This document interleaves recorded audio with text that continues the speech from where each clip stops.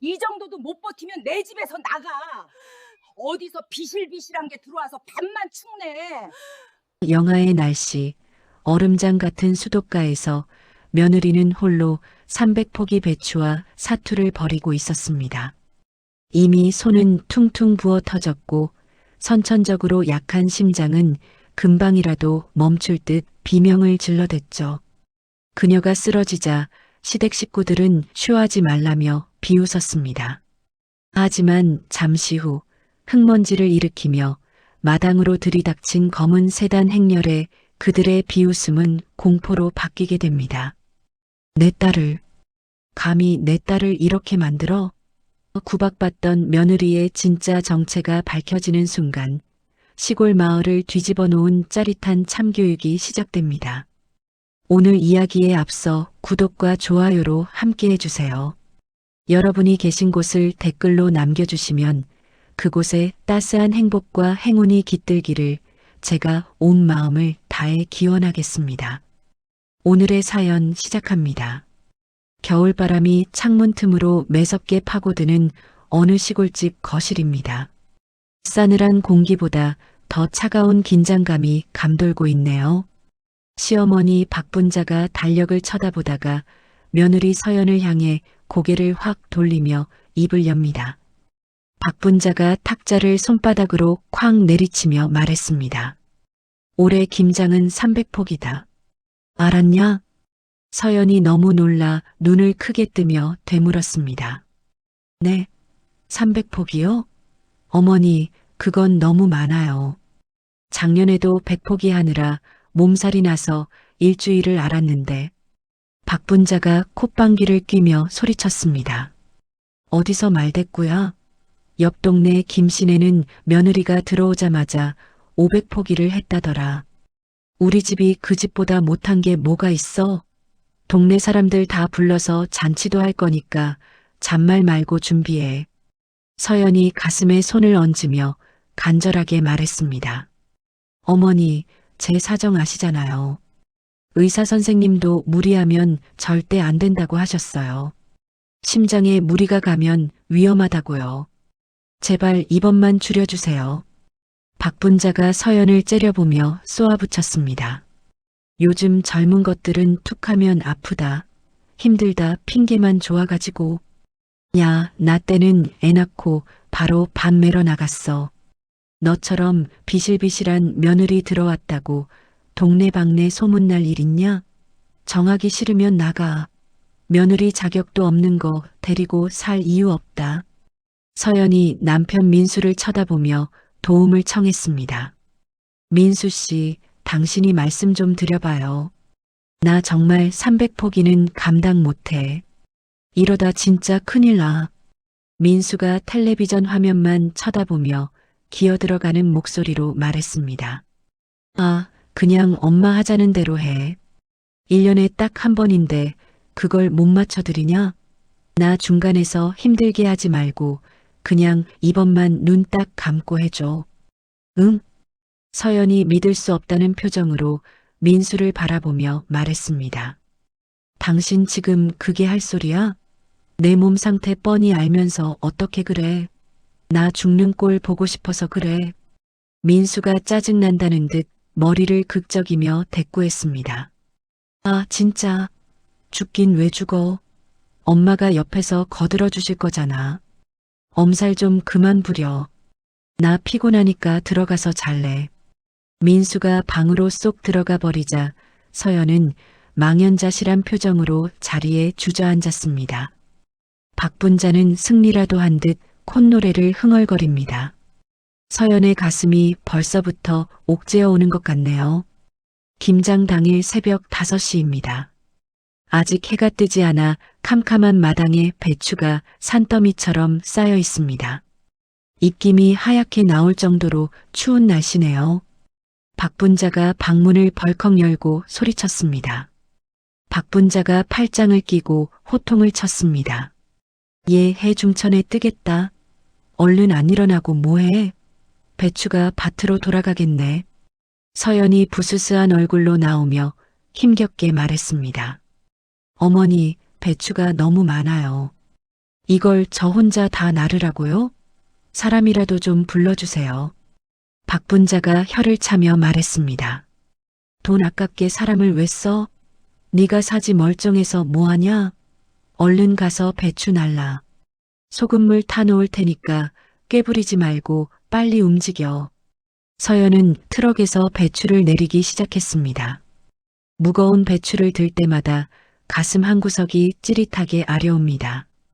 차가운 새벽 공기가 폐부 깊숙이 들어와 숨쉬기가 점점 힘들어지네요. 잠시 후 동네 아주머니들이 하나둘 도착했습니다. 하지만 박분자는 그들에게 쉬운 일만 시킵니다.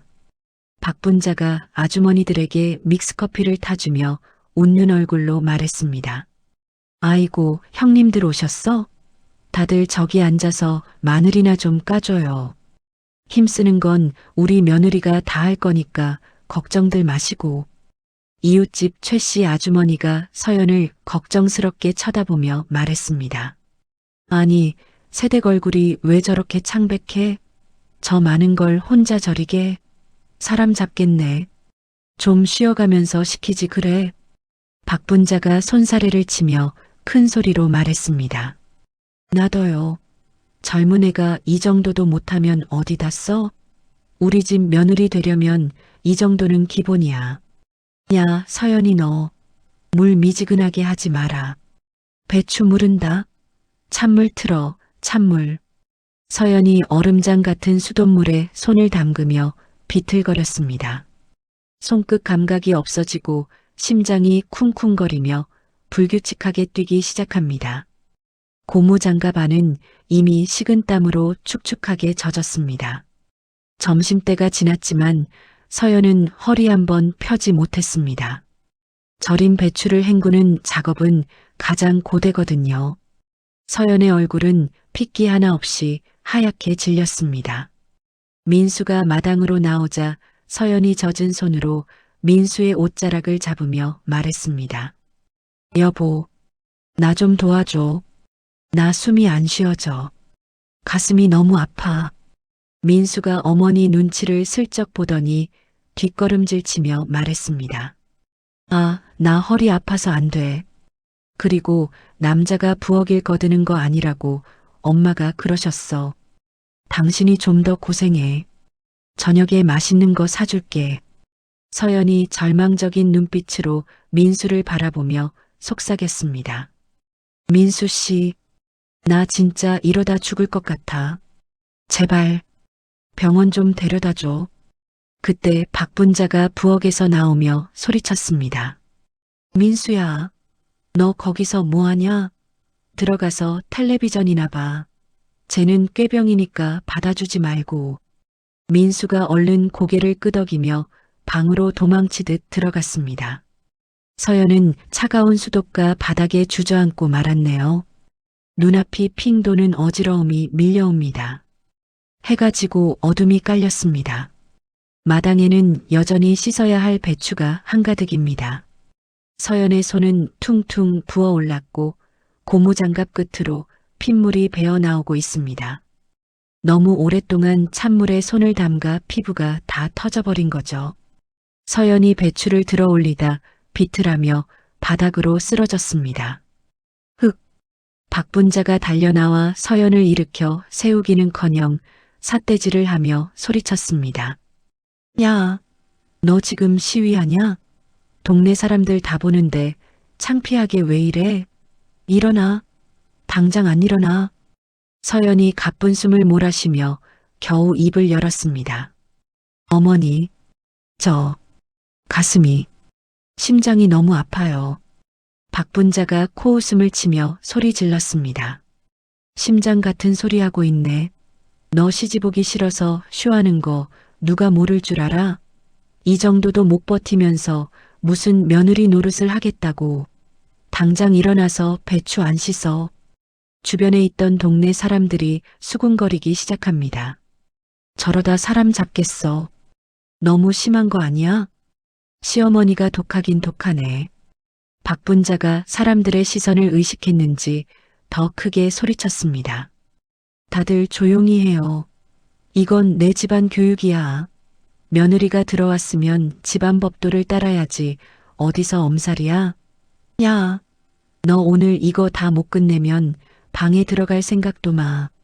서연은 흐릿해지는 의식 속에서 민수를 찾았습니다. 마루 끝에 서 있는 민수가 보입니다. 하지만 민수는 어머니가 무서워 고개를 푹 숙인 채 외면하고 있네요. 서연의 눈에서 뜨거운 눈물이 흘러내려 차가운 볼을 적십니다. 서연이 떨리는 목소리로 혼잣말처럼 중얼거렸습니다. 아, 아빠, 보고 싶어. 밤이 깊었습니다.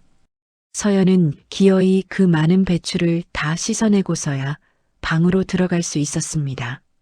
하지만 몸 상태가 심상치 않습니다. 심장이 마치 누군가가 쥐어짜는 것처럼 극심한 통증을 일으키고 있네요. 방바닥에 쓰러진 서연이 덜덜 떨리는 손으로 휴대전화를 찾았습니다. 숨을 쉴 때마다 쇳소리가 나고 식은땀이 비 오듯 쏟아집니다. 서연이 고통을 참으며 휴대전화 화면을 눌렀습니다. 눈앞이 흐릿해 글씨가 잘 보이지 않습니다. 하지만 이대로 있다가는 정말 죽을 수도 있다는 공포가 엄습합니다. 서연이 거친 숨을 몰아쉬며 말했습니다. 비서님, 도와주세요. 서연은 아버지 강도은 회장의 비서에게 미리 약속해둔 이모티콘 하나를 전송했습니다. SOS를 의미하는 붉은 하트가 깨진 모양의 이모티콘입니다.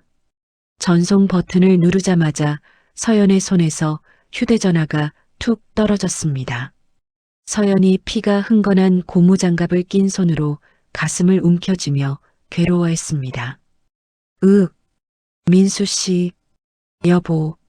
그 시각 민수는 문 밖에서 서성이고 있었습니다. 안에서 들리는 신음소리를 들었지만 선뜻 들어가지 못하고 있네요. 그때 건넌방에서 박분자의 목소리가 들려왔습니다. 박분자가 방문 너머로 소리쳤습니다. 민수야, 걔 자게 내버려둬라. 괜히 들어가서 받아주면 벌은 나빠진다. 얼른 와서 과일이나 깎아. 민수가 방문 꼬리를 잡았다가 슬그머니 놓으며 말했습니다. 미안해, 서연아. 내일 아침에 병원 가자. 오늘만 좀 참아. 민수가 발소리를 죽이며 멀어집니다. 서연은 닫힌 방문을 바라보며 마지막 남은 희망의 끈을 놓아버렸습니다. 서연이 바닥에 뒹구는 피 묻은 고무장갑을 바라보며 눈을 감았습니다. 이제 정말 끝이야. 서연의 고개가 힘없이 바닥으로 떨어졌습니다. 적막한 시골집 방 안에는 서연의 거친 숨소리마저 잦아들고 차가운 냉기만이 감돌고 있습니다. 휴대전화 화면만이 어둠 속에서 홀로 반짝이다가 이내 꺼져버렸습니다. 고요하던 시골 마을의 정적을 깨고 난데없이 요란한 자동차 소리가 들려옵니다. 마을 입구부터 검은색 고급 승용차 여러 대가 줄지어 들어오더니 박분자의 집 앞에 끽하는 소리와 함께 멈춰 섰습니다. 헤드라이트 불빛이 마당을 대낮처럼 환하게 비추네요. 잠자던 개들이 컹컹 짖어대고 동네 사람들이 하나둘 잠에서 깨어 창문을 기웃거립니다. 박분자가 방문을 벌컥 열고 나오며 소리쳤습니다. 아니, 어떤 놈이 남의 집 앞에서 이렇게 소란을 피워. 야, 민수야. 나가서 무슨 일인지 좀 봐라. 민수가 눈을 비비며 런닝 셔츠 차림으로 마루에 나왔습니다. 그때 대문이 열리며 검은 양복을 입은 건장한 남자들이 마당으로 들이닥쳤습니다. 그들 사이로 중절모를 쓴 중년의 신사 강도은 회장이 싸늘한 표정으로 걸어 들어옵니다. 강도은이 비서에게 짧게 지시했습니다. 서연이 어딨나? 당장 찾아. 경호원들이 구둣발로 마루에 올라서자 박분자가 기겁하며 앞을 막아섰습니다. 당신들 뭐야? 어디라고 신발을 신고 올라와? 당장 안 나가? 경찰 부를 거야. 강도은이 박분자를 투명 인간 취급하며 서연이 있는 방문을 열어젖혔습니다. 방 안의 광경을 본 강도은의 눈이 파르르 떨립니다. 차가운 냉골 바닥에 쓰러져 있는 딸 서연, 그리고 그 옆에 덩그러니 노인 피 묻은 고무장갑이 보였기 때문이죠. 강도은이 딸에게 달려가 안아 일으키며 소리쳤습니다. 서연아, 서연아, 정신 차려라. 아빠 왔다. 서연아. 서연은 이미 의식이 없는 상태입니다. 창백한 얼굴은 핏기가 하나도 없고 숨소리는 금방이라도 끊어질 듯 위태롭습니다. 강도은이 서연의 부르튼 손을 잡고 오열하다가 고개를 돌려 박분자와 민수를 노려보았습니다. 그 눈빛이 어찌나 매섭던지 박분자는 저도 모르게 뒷걸음질을 쳤습니다. 강도은이 치를 떨며 낮게 으르렁거렸습니다. 사람을, 내 딸을 이 지경으로 만들어? 니들이 사람 새끼들이냐? 민수가 겁에 질려 더듬거렸습니다. 누구신데 남의 와이프한테? 강도은이 민수의 멱살을 잡고 흔들며 고함쳤습니다. 와이프? 내 놈이 남편이냐? 아내가 죽어가는데 밖에서 잠이 와? 당장 비켜. 곧이어 구급 대원들이 들것을 들고 방으로 들어왔습니다. 서연이 들것에 실려나가는 모습을 보며 강도은은 피 묻은 고무장갑을 집어들었습니다. 붉은 피가 말라붙은 장갑을 구겨쥐는 그의 주먹이 부들부들 떨립니다. 강도은이 박분자에게 고무장갑을 던지며 소리쳤습니다. 이거 잘 간직해라. 이게 내 놈들 목을 조르는 증거가 될 테니까. 강도은이 차에 오르자 차량 행렬은 흙먼지를 일으키며 마을을 빠져나갔습니다. 박분자와 민수는 마당에 멍하니 서서 멀어지는 붉은 미등만 바라보았습니다. 박분자가 바닥에 주저앉으며 가슴을 쓸어내렸습니다. 아이고, 나 죽네. 저게 다 무슨 난리래? 서연이 쟤는 아는 사람도 험악한 사람들 뿐인가 봐. 깡패를 불렀나? 민수가 사색이 되어 중얼거렸습니다. 엄마, 저 사람 어디서 많이 본 것 같은데. 옷 입은 것도 그렇고 보통 사람이 아니었어. 서울의 한 대형 병원 응급실 앞 복도입니다. 박분자와 민수는 강도은의 비서들이 강제로 태운 차를 타고 뒤따라왔습니다. 두 사람은 쭈뼛거리며 의자에 앉지도 못하고 서성이고 있네요. 잠시 후 의사가 응급실에서 나오자 강도은이 급히 다가갔습니다. 선생님, 제 딸 상태가 어떻습니까? 의사가 심각한 표정으로 차트를 넘기며 말했습니다. 조금만 늦었어도 정말 큰일 날 뻔했습니다. 환자분 심장 상태 아시지 않습니까? 과도한 노동의 탈진, 거기다 저체온증까지 겹쳐서 쇼크가 왔습니다. 심장에 무리가 너무 많이 갔어요. 이건 명백한 학대입니다. 다시 이런 스트레스를 받으면 그땐 생명을 장담 못합니다. 강도은이 비틀거지자 비서가 부축했습니다. 강도은은 끓어오르는 분노를 억누르며 박분자와 민수 쪽으로 걸어갔습니다. 또각또각 구두 소리가 복도에 울려 퍼질 때마다 민수의 다리가 후들거립니다. 강도은이 두 사람 앞에 서서 차갑게 말했습니다. 똑똑히 들어라. 내 딸 서연이는 선천적으로 심장이 약해. 수술만 3번을 받았어. 그런데 그런 아이한테 엄동설 안에 찬물로 김장을 시켜? 그것도 300포기를. 박분자가 억울하다는 듯 입을 삐죽이며 대꾸했습니다. 아니, 며느리가 시집 왔으면 집안일 거드는 건 당연한 거지. 그게 무슨 학대라고 그러시오? 그리고 당신이 뭔데 남의 집안일에 감나라 배나라야? 강도은이 기가 막히다는 듯 헛웃음을 지으며 지갑에서 명함을 꺼내 박분자의 얼굴에 뿌렸습니다. 내가 누군지 물었나? 나는 K그룹 회장 강도은이다. 그리고 저기 누워있는 서연이가 내 하나뿐인 외동딸이고. 박분자가 바닥에 떨어진 명함을 주워들고는 눈을 의심했습니다. K그룹 회장 강도훈. 텔레비전 뉴스에서나 보던 그 이름입니다. 박분자의 입이 딱 벌어지고 눈동자가 심하게 흔들립니다. 박분자가 덜덜 떨며 말을 더듬었습니다. K그룹? 그 재벌 회장님? 그럼 서연이가 그 집 딸? 민수도 놀라서 입을 다물지 못했습니다. 다리에 힘이 풀린 민수가 바닥으로 털썩 주저앉았습니다. 회장님? 서연이가 재벌 딸이라고요? 강도훈이 짐승처럼 으르렁거렸습니다. 내 딸이 평범하게 살고 싶다고 해서, 사랑하는 남자라고 해서 내 눈에 흙이 들어가도 반대하던 결혼을 허락했어. 그런데 고작 너희 같은 인간들한테 종살이 시키려고 보낸 줄 알아? 너희는 내 딸을 죽이려고 했어. 이건 살인미수야. 박분자가 갑자기 태도를 바꾸어 강도훈의 바짓가랑이를 잡고 매달렸습니다. 아이고 회장님, 죽을 죄를 지었습니다. 저는 정말 몰랐어요.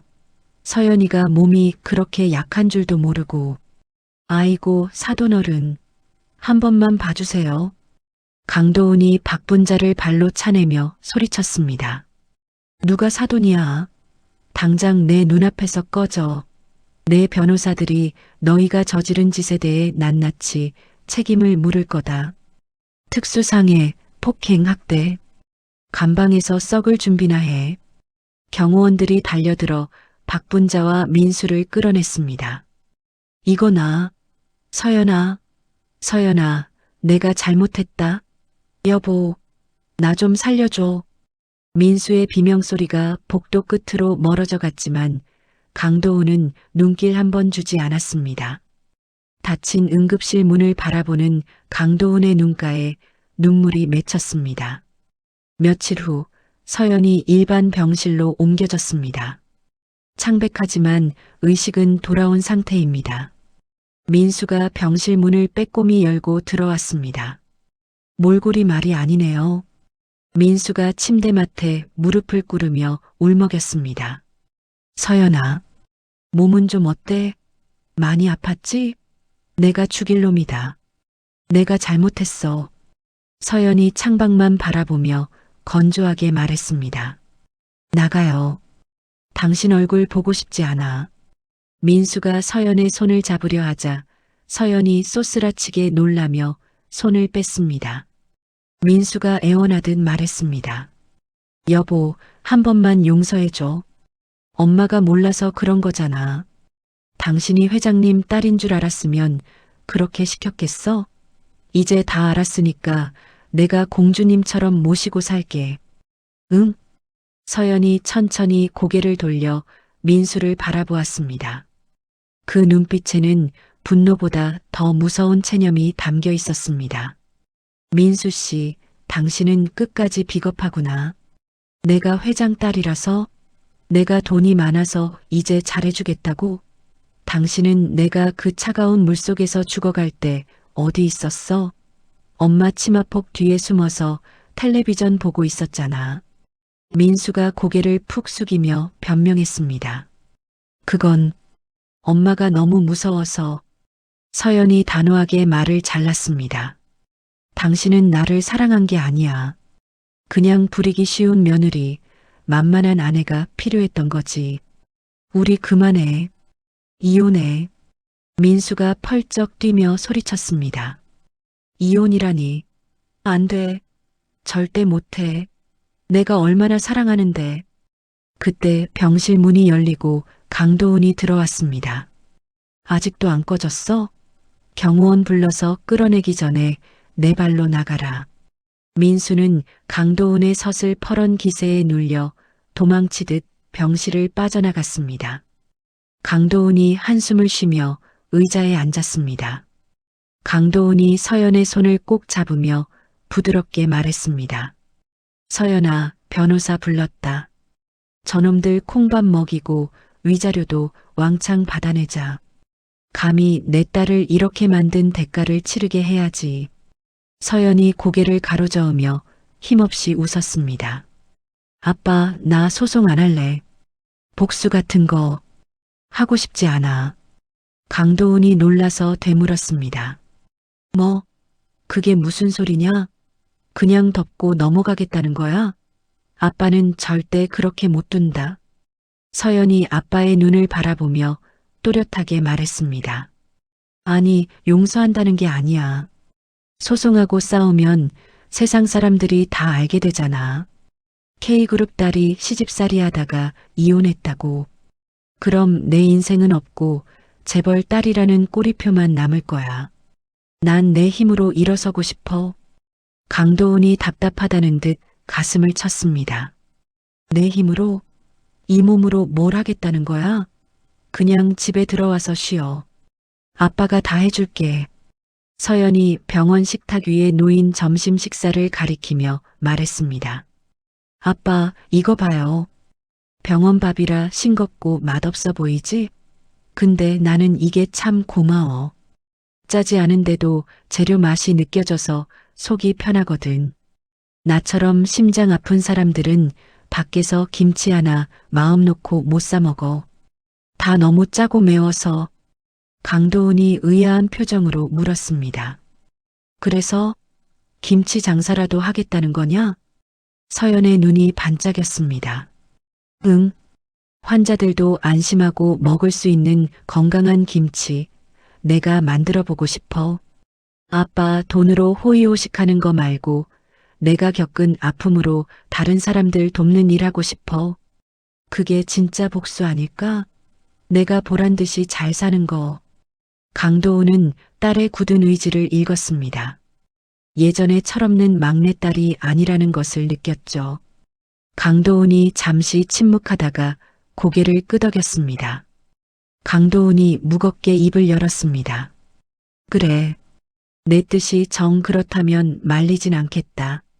하지만 조건이 있어. K그룹 도움은 일절 기대하지 마라. 네가 선택한 길이니 책임도 네가 져야 해. 서연이 활짝 웃으며 대답했습니다. 고마워요, 아빠. 나 진짜 잘해볼게. 최소한의 자본금만 빌려주세요. 꼭 갚을게요. 며칠 뒤 서연은 퇴원 수속을 밟았습니다. 환자복을 벗고 평상복으로 갈아입은 서연의 모습이 한결 단단해 보입니다. 병원 로비를 걸어 나오는 서연의 발걸음에는 망설임이 없습니다. 뒤늦게 병원 입구로 달려온 박분자와 민수가 보입니다. 박분자가 멀리서 손을 흔들며 소리쳤습니다. 아가, 서연아, 엄마가 잘못했다. 얘기 좀 하자. 하지만 서연은 뒤도 돌아보지 않고 준비된 택시에 올라탔습니다. 차창 밖으로 멀어지는 시댁 식구들의 모습이 마치 지나간 악몽처럼 희미해집니다. 서연은 앞만 보고 가기로 결심했습니다. 이제 그녀 앞에는 재벌 딸도 며느리도 아닌 온전히 자기 자신으로서의 삶이 기다리고 있으니까요. 택시 안에서 서연이 주먹을 불끈 쥐며 다짐했습니다. 두고 봐. 내가 어떻게 일어서는지. 서울 외곽에 있는 자그마한 오피스텔입니다. 강 회장이 구해준 곳이라지만 화려한 것과는 거리가 머네요. 딱 혼자 살기 좋은 소박한 방이에요. 부엌에서는 매콤하고 시원한 냄새가 진동을 합니다. 서연이 앞치마를 두르고 김치 양념을 찍어 맛을 보고 있네요. 서연이 미간을 찌푸리며 고개를 갸웃거렸습니다. 아, 이게 아닌데. 소금을 줄이니까 배추가 너무 밍밍해. 그렇다고 젓갈을 더 넣으면 비리고. 어떡하지? 식탁 위에는 온갖 재료와 노트가 어지럽게 널려 있습니다. 저염 김치 연구 일지라고 적힌 노트에는 빨간 줄이 쫙쫙 그어져 있네요. 벌써 수십 번도 더 실패한 모양입니다. 서연이 한숨을 푹 쉬며 의자에 앉았습니다. 혼자서는 역시 무리인가? 의욕만 앞서가지고는 될 일도 안 되겠어. 전문가가 필요한데. 서연이 휴대전화를 꺼내 연락처를 뒤적거립니다. 그러다 한도영 영양사라는 이름에서 손가락이 멈췄습니다. 병원에 입원해 있을 때 식단 상담을 해줬던 분이죠. 서연이 잠시 망설이다가 통화 버튼을 눌렀습니다. 여보세요? 선생님, 저 기억하세요? 네, 그때 그 심장 수술 환자 서연이에요. 혹시 시간 좀 내주실 수 있을까요? 상해 드릴 게 있어서요.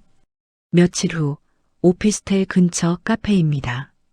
단정한 정장 차림에 안경을 쓴 한도영이 서류 가방을 내려놓으며 자리에 앉았습니다. 차가워 보이지만 눈매는 아주 또렷한 사람입니다. 한도영이 커피를 한 모금 마시며 물었습니다. 말씀하신 창업 아이템 흥미롭긴 하네요. 그런데 서연 씨, 이거 그냥 취미로 하려는 거 아니죠? 재벌가 따님이 심심풀이로 장사한다고 하면 저는 시간 낭비하고 싶지 않습니다. 서연이 정색하며 대답했습니다. 취미라뇨? 저한테는 생존이에요. 저 이혼했어요. 집에서도 맨몸으로 나왔고요. 제 병원비, 생활비 다 제 손으로 벌어야 해요. 무엇보다 저처럼 아픈 사람들도 맘 놓고 먹을 수 있는 김치 꼭 만들고 싶어요. 한도영이 서연의 눈을 빤히 쳐다보았습니다. 서연의 눈빛에서 절박함과 진심을 읽은 모양입니다. 한도영이 안경을 고쳤으며 말했습니다. 좋아요. 그 눈빛 마음에 드네요. 도와드리죠. 대신 조건이 있습니다. 제 방식대로 따라오셔야 합니다. 저는 대충 하는 꼴 못 봅니다. 서연이 활짝 웃으며 고개를 끄덕였습니다. 물론이죠. 선생님만 믿을게요. 아니, 이제 파트너라고 불러도 될까요? 한도영이 픽 웃으며 서류 뭉치를 꺼냈습니다. 파트너 좋죠. 자, 일단 이것부터 보세요. 지금 서연 씨 레시피는 염도는 낮지만 감칠맛이 부족해요. 다시마랑 표고버섯 육수를 진하게 우려내서 베이스를 바꿔봅시다. 두 사람은 머리를 맞대고 시간 가는 줄 모르고 회의에 빠져들었습니다. 서연의 얼굴에 오랜만에 생기가 도네요. 한편 시골 마을 장터입니다. 박분자가 장을 보러 나왔는데 분위기가 심상치 않습니다. 지나가는 사람들마다 박분자를 보고 수군거립니다. 생선 가게 아주머니가 옆집 채소 가게 주인에게 속삭였습니다. 저기 봐. 저 할망구가 그 며느리 잡을 뻔한 시어머니잖아. 아이고, 낯짝도 두껍지. 어떻게 저렇게 뻔뻔하게 돌아다녀. 채소 가게 주인이 혀를 차며 맞장구 쳤습니다. 그러게 말이야. 들리는 소문에는 그 며느리가 재벌 집딸이라며 위자료 청구 소송을 걸었는데 그게 수십억이라더라. 저 집 이제 쫄딱 망하게 생겼어. 박분자가 그 소리를 듣고 흠칫 놀라 멈춰섰습니다. 수십억이라니 평생 만져보지도 못한 돈입니다. 박분자의 얼굴이 사색이 되었습니다. 박분자가 괜히 생선을 뒤적이며 퉁명스럽게 말했습니다. 아줌마, 이 고등어 싱싱한 거 맞아? 눈알이 왜 이렇게 흐리멍덩해? 생선 가게 아주머니가 획 쏘아붙였습니다. 사기 싫으면 말지 왜 생선 탓을 해요? 그리고 아까운 생선 자꾸 주무르지 말고 가쇼. 재수 온 붙을라. 박분자가 기가 막혀 소리쳤습니다. 뭐라고? 재수? 내가 내 돈 내고 사겠다는데 당신이 뭔데 난리야? 그때 지나가던 동네 이장님이 박분자에게 다가와 말했습니다. 아이고, 박 여사. 지금 싸울 때가 아니야. 법원 등기 안 날아왔어? 소문이 파다해. 며느리 쪽에서 변호사를 떼거지로 썼다던데. 얼른 가서 집문서라도 챙겨놔야 하는 거 아니야? 박분자가 손을 벌벌 떨며 장바구니를 떨어뜨렸습니다. 뭐라고요? 변호사를 떼거지로? 아이고, 나 죽네. 민수야. 박분자는 장바구니도 내팽개치고 허둥지둥 집 쪽으로 뛰어갔습니다. 그 뒷모습이 참 처량하네요. 죄짓고는 못 산다는 말이 딱 맞습니다. 그 시각 민수는 서울 서현의 오피스텔 건물 앞을 서성이고 있습니다. 어디서 알아냈는지 며칠째 이곳을 맴돌고 있네요. 몰골이 아주 퀭한 게 잠도 제대로 못 잔 모양입니다. 민수가 경비원 눈을 피해 우편함 앞으로 슬금슬금 다가갔습니다. 품에서 꼬깃꼬깃한 편지 봉투 하나를 꺼내 서연의 우편함에 쑤셔 넣습니다. 민수가 우편함을 쓰다듬으며 중얼거렸습니다. 서연아, 제발 내 마음 좀 알아줘라. 나 너 없으면 안 돼. 엄마랑은 내가 잘 이야기할게. 응? 그때 현관문이 열리고 서연이 나왔습니다. 한도영과 함께 시장 조사를 하러 가는 길입니다. 민수가 화들짝 놀라 기둥 뒤로 숨었습니다. 서연이 우편함에 꽂힌 낯익은 편지 봉투를 발견했습니다. 겉봉투에 사랑하는 아내 서연에게라고 적힌 민수의 글씨입니다. 서연의 표정이 차갑게 굳어집니다. 한도영이 편지를 힐끔 보며 물었습니다. 또 그 사람인가요? 경찰에 신고하는 게 좋지 않겠어요? 벌써 몇 번째예요. 서연이 편지를 뜯지도 않고 쓰레기통에 툭 던져버리며 말했습니다. 신고할 가치도 없어요. 그냥 무시하는 게 답이에요. 자기가 지치면 떨어져 나가겠죠. 가요, 도영씨. 늦겠어요. 기둥 뒤에서 그 모습을 지켜보던 민수가 입술을 깨물었습니다. 쓰레기통에 처박힌 자신의 편지를 보자 가슴이 미어지는 것 같습니다. 민수가 울먹이며 혼잣말을 했습니다. 서연아, 너무하다 진짜. 내가 이렇게까지 비는데. 새벽 4시 가락동 농수산물 시장입니다. 아직 깜깜한 새벽이지만 시장은 활기가 넘칩니다. 트럭들이 오가고 상인들의 고함 소리가 여기저기서 터져 나옵니다. 그 치열한 현장에 서연이 서 있습니다. 운동화 끈을 질끈 동여매고 씩씩하게 걸어갑니다. 서연이 배추를 파는 상인에게 다가가 싹싹하게 물었습니다. 사장님, 오늘 들어온 해남 배추 어때요? 속 꽉 찼나요? 상인이 서연을 아래 위로 훑어보며 대꾸했습니다. 아가씨가 배추 볼 줄은 알아? 괜히 만지작거리지 말고 저기 마트 가서 사. 서연이 웃으며 배추 한 포기를 번쩍 들어 올렸습니다. 그리고 능숙한 솜씨로 겉잎을 젖혀 속을 확인합니다. 서연이 배추 밑동을 손가락으로 눌러보며 말했습니다. 에이 사장님, 이거 속이 좀 덜 찼는데요? 잎도 좀 얇고요. 저 김치 장사하려고 나온 거예요. 좋은 물건 주시면 제가 단골할게요. 저기 쌓여 있는 거 저거 보여주세요. 상인이 깜짝 놀라며 태도를 바꿨습니다. 허허, 아가씨가 보통이 아니네. 눈썰미가 있어. 그래, 저게 진짜지. 이리 와봐요. 멀리서 지켜보던 한도영이 흐뭇한 미소를 지으며 다가왔습니다. 한도영이 서연의 어깨를 두드리며 말했습니다. 이제 제법 장사꾼 태가 나는데요. 재벌가 따님이라고 해서 곱게만 자란 줄 알았더니 억척스러운 면이 있어요. 서연이 이마에 땀을 닦으며 웃었습니다. 제가 원래 한 고집 하거든요. 그리고 좋은 재료가 생명이잖아요. 내 눈으로 직접 안 보고는 못 믿겠어요. 두 사람은 시장 바닥에 쭈그리고 앉아 무, 파, 마늘, 고춧가루까지 꼼꼼하게 골랐습니다. 서연의 손은 흙투성이가 되었지만 표정은 그 어느 때보다 밝아 보입니다. 며칠 뒤 오피스텔 주방입니다. 드디어 최종 테스트를 하는 날입니다. 서연과 한도영이 긴장된 표정으로 식탁에 마주 앉았습니다. 앞에는 갓 담근 김치 한 접시와 하얀 쌀밥이 놓여 있습니다. 서연이 떨리는 손으로 김치 한 조각을 집어 한도영에게 건넸습니다. 자, 드셔보세요. 이번에는 육수 비율을 좀 바꿨어요. 한도영이 김치를 입에 넣고 천천히 씹기 시작합니다. 서연은 침을 꼴깍 삼키며 한도영의 입만 쳐다보고 있습니다. 정적이 흐르는 1분이 마치 1년처럼 느껴지네요. 한도영의 눈이 번쩍 뜨였습니다. 이거예요. 바로 이 맛입니다. 짜지 않은데 싱겁지도 않아요. 육수의 감칠맛이 배추의 단맛이랑 기가 막히게 어우러졌어요. 끝맛도 아주 깔끔하고요.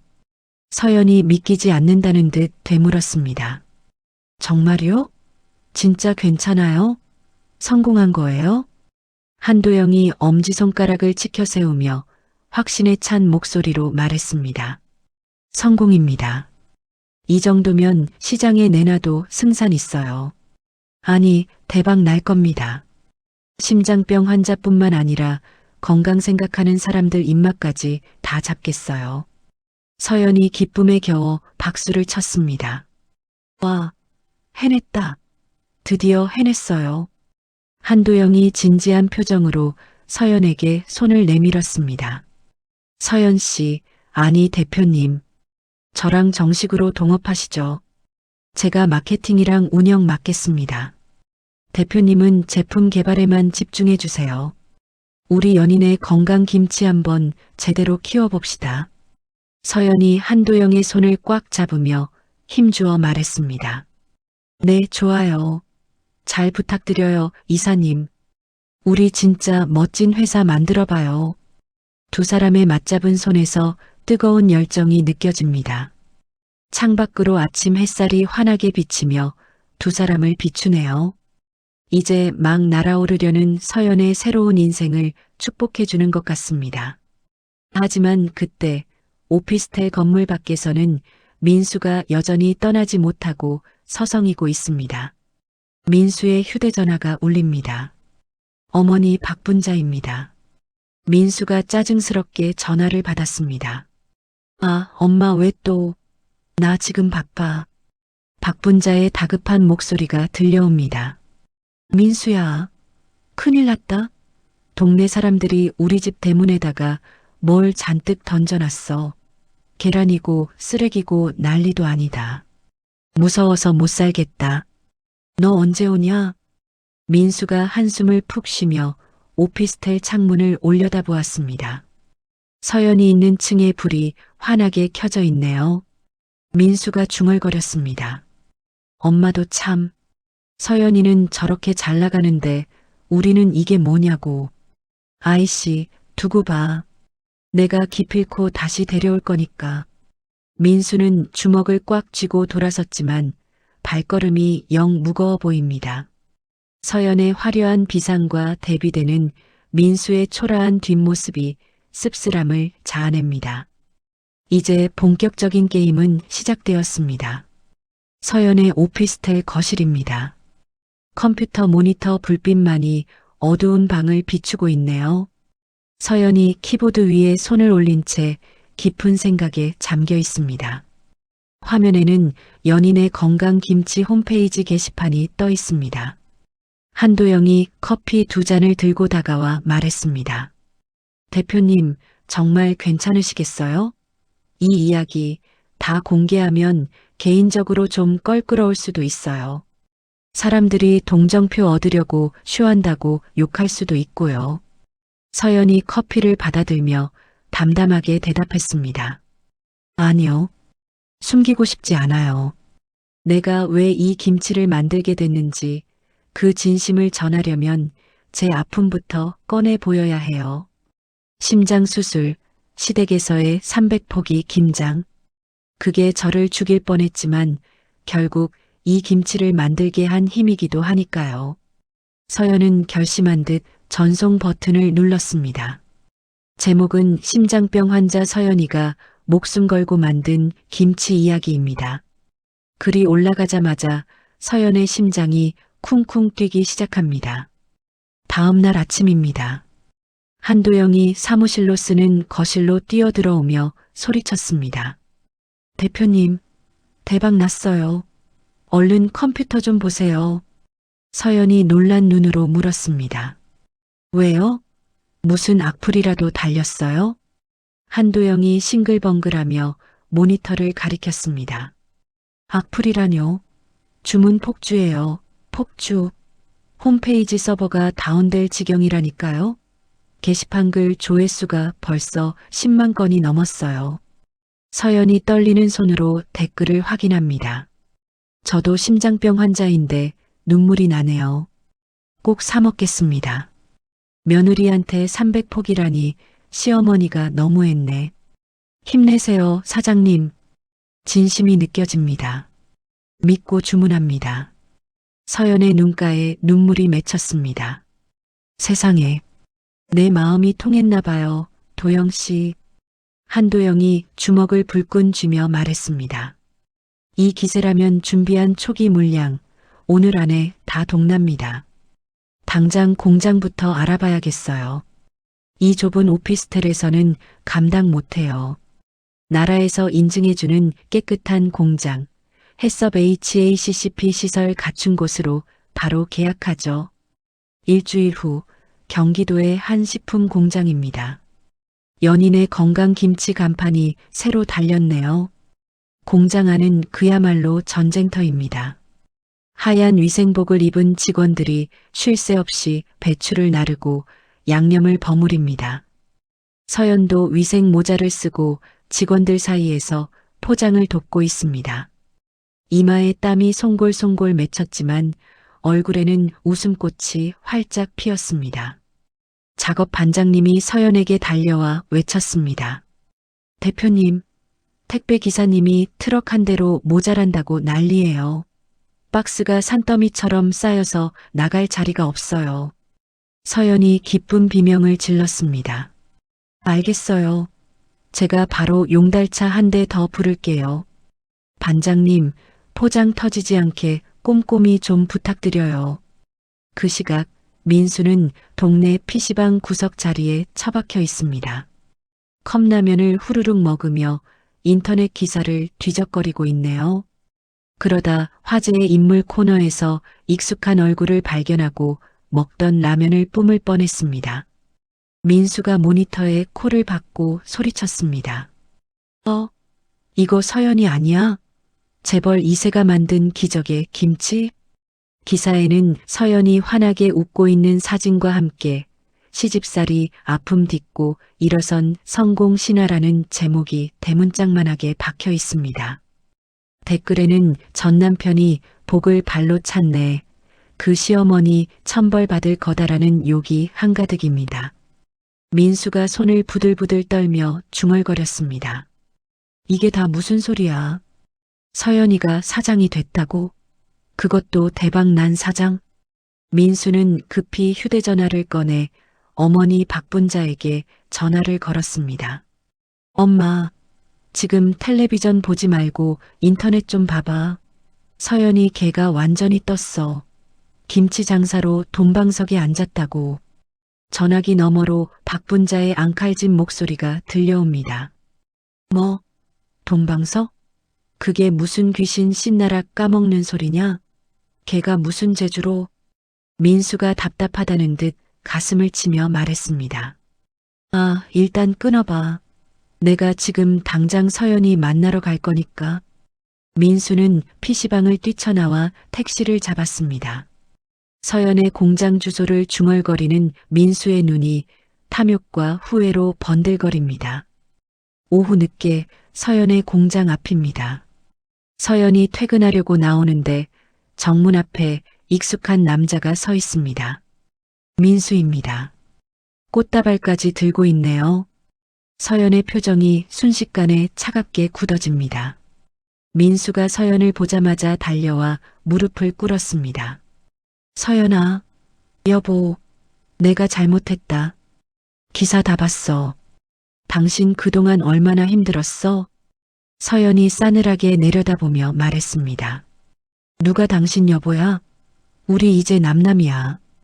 그리고 여기는 엄연히 내 일터야. 당장 안 비켜? 민수가 바짓가랑이를 잡고 늘어졌습니다. 그러지 말고 내 말 좀 들어봐. 내가 그동안 철이 없었어. 이제부터 내가 당신 사업도 도와주고 배달도 하고 다 할게. 우리 다시 시작하자. 응? 내가 엄마랑도 단판 지을게. 서연이 헛웃음을 지으며 말했습니다.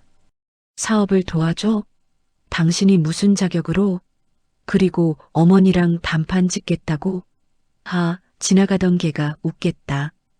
당신은 내가 그 차가운 물속에서 숨이 넘어가고 있을 때도 어머니 치마폭 뒤에 숨어서 눈치만 보던 사람이야. 민수가 얼굴이 벌개져서 변명했습니다. 그때는 내가 경황이 없어서.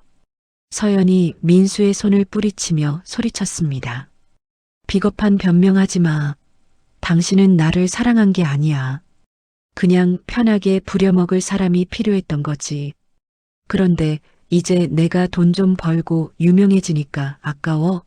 역겨우니까 제발 내 눈앞에서 사라져. 민수가 도끼 어린 눈으로 서연을 쳐다보며 소리쳤습니다. 야, 너 너무한 거 아니야? 내가 그래도 내 남편이었어.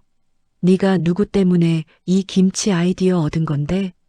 우리 엄마가 김장시켜줘서 그 덕 본 거 아니야? 서연이 기가 막혀하며 민수를 쏘아보았습니다. 그래, 맞아. 당신 어머니 덕분에 내가 죽다 살아났고 그 덕분에 정신 차렸지. 근데 그 대가는 이미 내 목숨값으로 다 치렀어. 경비 아저씨, 여기 잡상인 좀 쫓아내주세요. 경비원이 달려오자 민수는 쫓겨나면서도 고래고래 소리를 질렀습니다. 두고 봐. 내가 이대로 물러날 줄 알아? 너 나중에 후회한다. 민수가 끌려나가는 모습을 보며 서연은 깊은 한숨을 내쉬었습니다. 가슴 한구석이 씁쓸하지만 더 이상 흔들리지 않습니다. 같은 시각 시골집 안방입니다. 박분자가 돋보기 안경을 쓰고 휴대전화 화면을 들여다보고 있습니다. 동네 이장 아들이 찾아주었다는 서연의 기사입니다. 박분자가 무릎을 탁 치며 탄식했습니다. 아이고 배야, 아이고 배야. 이게 다 무슨 조화래. 내가 300포기 김장시킨 게 쟤를 부자로 만들어줬다는 거야? 세상에 이런 억울한 일이 어디 있어?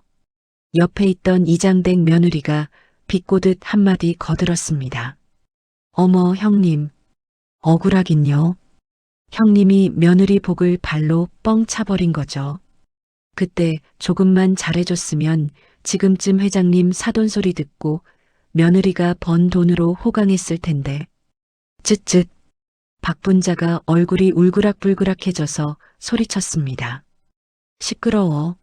너 남의 속 뒤집으러 왔어? 당장 나가. 박분자는 사람들이 나가자마자 이불을 뒤집어 쓰고 끙끙 앓아누웠습니다. 며느리 쫓아내고 잘 될 줄 알았는데 오히려 며느리는 승승장구하고 자신은 동네 망신살만 뻗쳤으니 속이 터질 만도 하죠. 며칠 후 서연의 공장 사무실입니다. 한도영이 결제 서류를 들고 들어왔습니다. 한도영이 진지한 표정으로 말했습니다. 대표님, 수익금이 생각보다 많이 모였습니다. 이걸로 공장 설비를 더 늘릴까요? 아니면 마케팅을 더 할까요? 서연이 잠시 생각하다가 고개를 저었습니다. 아니요. 설비는 지금으로도 충분해요. 저는 이 돈 좋은 데 쓰고 싶어요. 저처럼 돈 없어서 김치 못 사 먹는 독거노인분들이나 환자분들에게 김치 나눠드리면 어떨까요? 사랑의 김치 나눔 프로젝트, 그거 해보고 싶어요. 한도영이 빙긋 웃으며 대답했습니다. 역시 대표님답네요. 알겠습니다. 사회적 기업으로 가는 첫걸음이 되겠군요. 바로 기획안 짜보겠습니다. 그때 서연의 휴대전화가 울렸습니다. 아버지 강도훈 회장입니다. 서연이 반갑게 전화를 받았습니다. 네, 아빠. 강도훈의 중후한 목소리가 들려옵니다. 그래, 서연아. 기사 봤다. 아주 장하다. 네가 이렇게까지 해낼 줄은 몰랐구나. 그래서 말인데 K그룹 백화점이랑 마트에 내 김치 입점시키는 거 어떠냐? 아빠가 유통망 싹 뚫어줄게. 그럼 훨씬 편하게 돈 벌 수 있을 게다. 보통 사람이라면 넙죽 받았을 제안입니다. 하지만 서연의 표정은 단호합니다. 서연이 부드럽지만 강하게 말했습니다. 아빠, 마음은 정말 고마워요. 근데 저 사양할게요. 강도훈이 당황하며 물었습니다. 아니, 왜? 굴러들어온 복을 왜 차는 거냐? 고생 그만하고 쉽게 가자는데. 서연이 창밖으로 분주하게 움직이는 직원들을 바라보며 말했습니다. 아빠 도움받으면 편하겠죠. 금방 대기업 되겠고요. 하지만 그건 제 실력이 아니잖아요. 사람들도 재벌 아빠 둔 덕분이다라고 수군거릴 거고요. 저는 조금 느려도 제 발로 걷고 싶어요. 우리 직원들이랑 땀 흘려서 만든 이 김치, 고객들이 진짜 맛으로 인정해 줄 때까지 제 힘으로 해볼래요. 전화기 너머로 잠시 침묵이 흘렀습니다. 이내 강도은의 허탈한 웃음소리가 들려옵니다. 허허, 녀석 참. 고집은 누굴 닮아서. 알았다. 내 뜻이 정 그렇다면 더 권하지 않으마. 대신 아프지만 마라. 알겠지? 서연이 웃으며 대답했습니다. 네, 걱정 마세요. 저 이제 튼튼해요. 전화를 끄는 서연의 책상 위에는 법원에서 날아온 서류 봉투가 놓여 있습니다. 이혼 확인서입니다. 오늘 아침에 법원 가서 도장 찍고 오는 길이죠. 서연이 서류를 집어들고 한도영에게 말했습니다. 이사님, 저 오늘 기분이 아주 날아갈 것 같아요. 한도영이 의아해하며 물었습니다. 좋은 일 있으세요? 서연이 서류를 서랍 깊숙이 넣으며 활짝 웃었습니다. 네. 아주 묵은 체증이 싹 내려가는 일이 있었거든요. 이제 진짜 제 인생 시작이에요. 자, 일하러 가죠. 서연이 자리에서 벌떡 일어나 현장으로 향합니다. 그녀의 뒷모습에서 더 이상 아픈 며느리의 그림자는 찾아볼 수 없습니다. 당당하고 힘찬 여성사업가 서연의 진짜 전성기가 이제 막 시작되었습니다. 서울의 한 특급 호텔 대연회장입니다.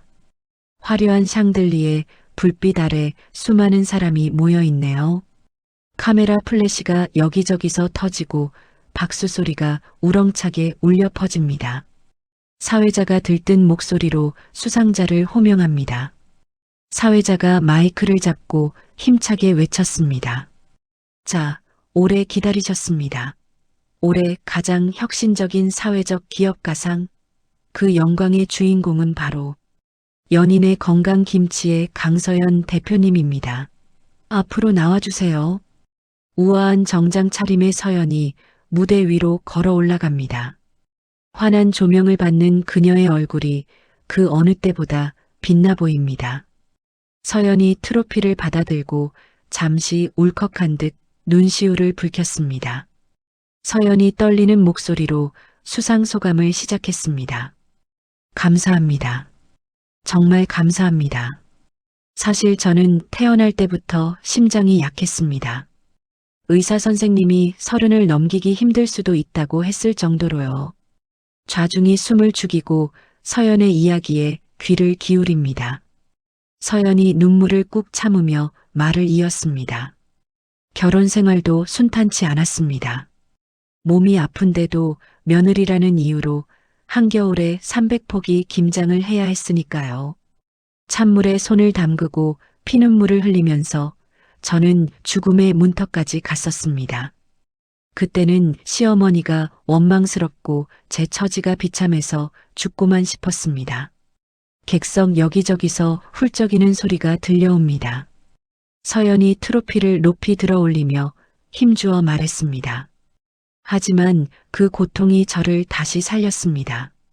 저처럼 아픈 사람들도 마음 놓고 먹을 수 있는 김치, 내 가족에게 먹인다는 마음으로 만드는 정직한 음식, 그 간절함이 지금의 저를 만들었습니다. 저를 무너뜨리려던 시련이 오히려 저를 일으켜 세운 겁니다. 이 상은 저 혼자만의 것이 아니라 병마와 싸우는 모든 분께 바치겠습니다. 우레와 같은 함성과 기립박수가 쏟아졌습니다. 무대 아래서 지켜보던 한도영 이사도 안경을 벗고 눈물을 훔치네요.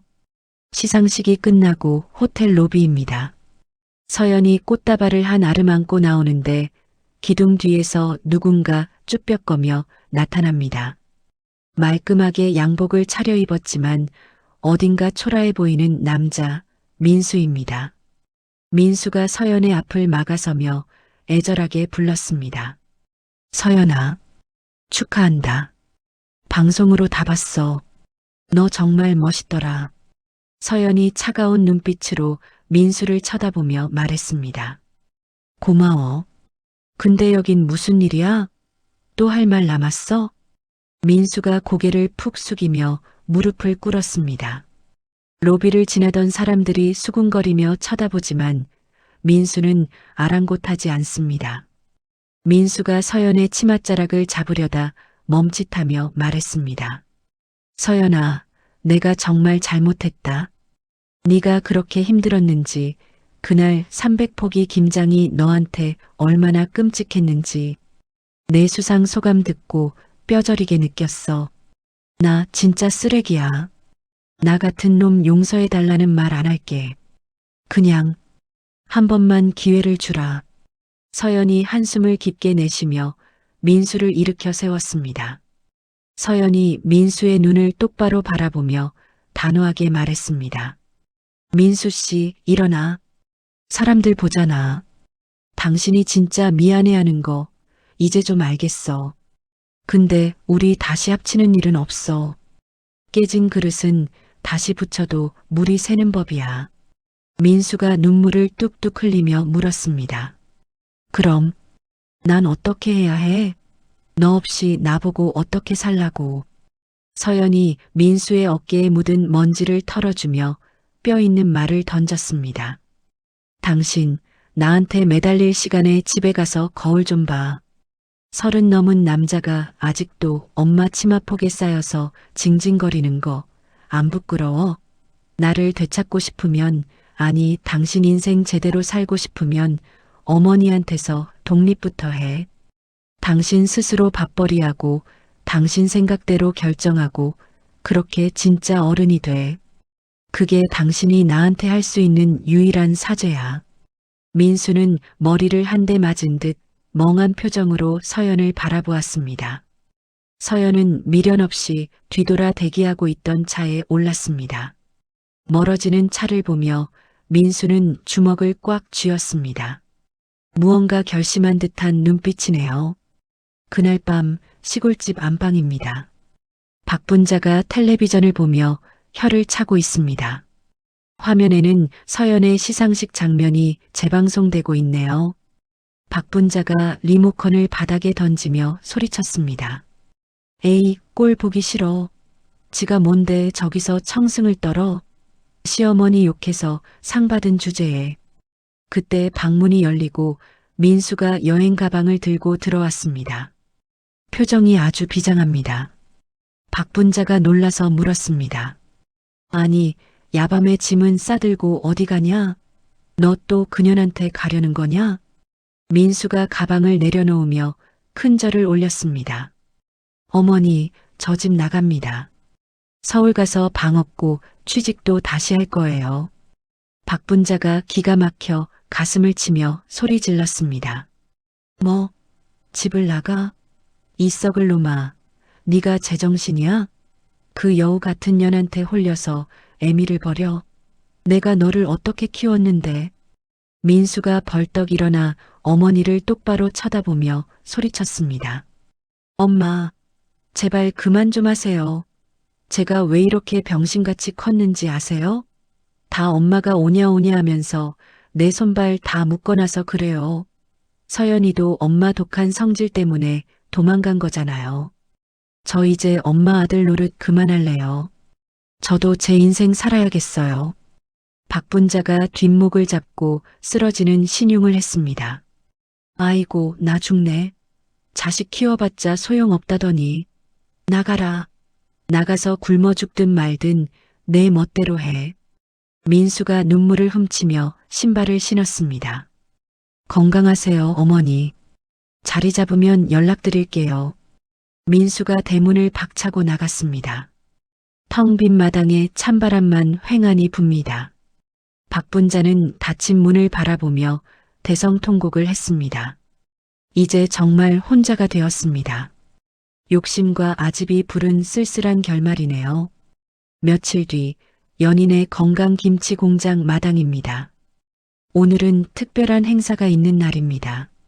사랑의 김치 나눔 현수막이 걸려 있고 직원들이 김장 김치를 박스에 담느라 분주합니다. 서연도 팔을 걷어붙이고 김치를 나르고 있습니다. 그때 검은색 세단이 들어오더니 강도훈 회장이 내렸습니다. 강도훈이 흐뭇한 미소를 지으며 다가왔습니다. 허허, 우리 딸 사장님. 좋은 일 하느라 바쁘구나. 서연이 땀을 닦으며 반갑게 맞았습니다. 아빠, 웬일이세요? 연락도 없이. 강도훈이 서연의 거친 손을 잡으며 말했습니다. 네가 하도 기특해서 와봤다. 뉴스며 신문이며 난리도 아니더구나. 내 딸이지만 정말 대단해. 서연이 쑥스러운 듯 웃었습니다. 아직 멀었어요.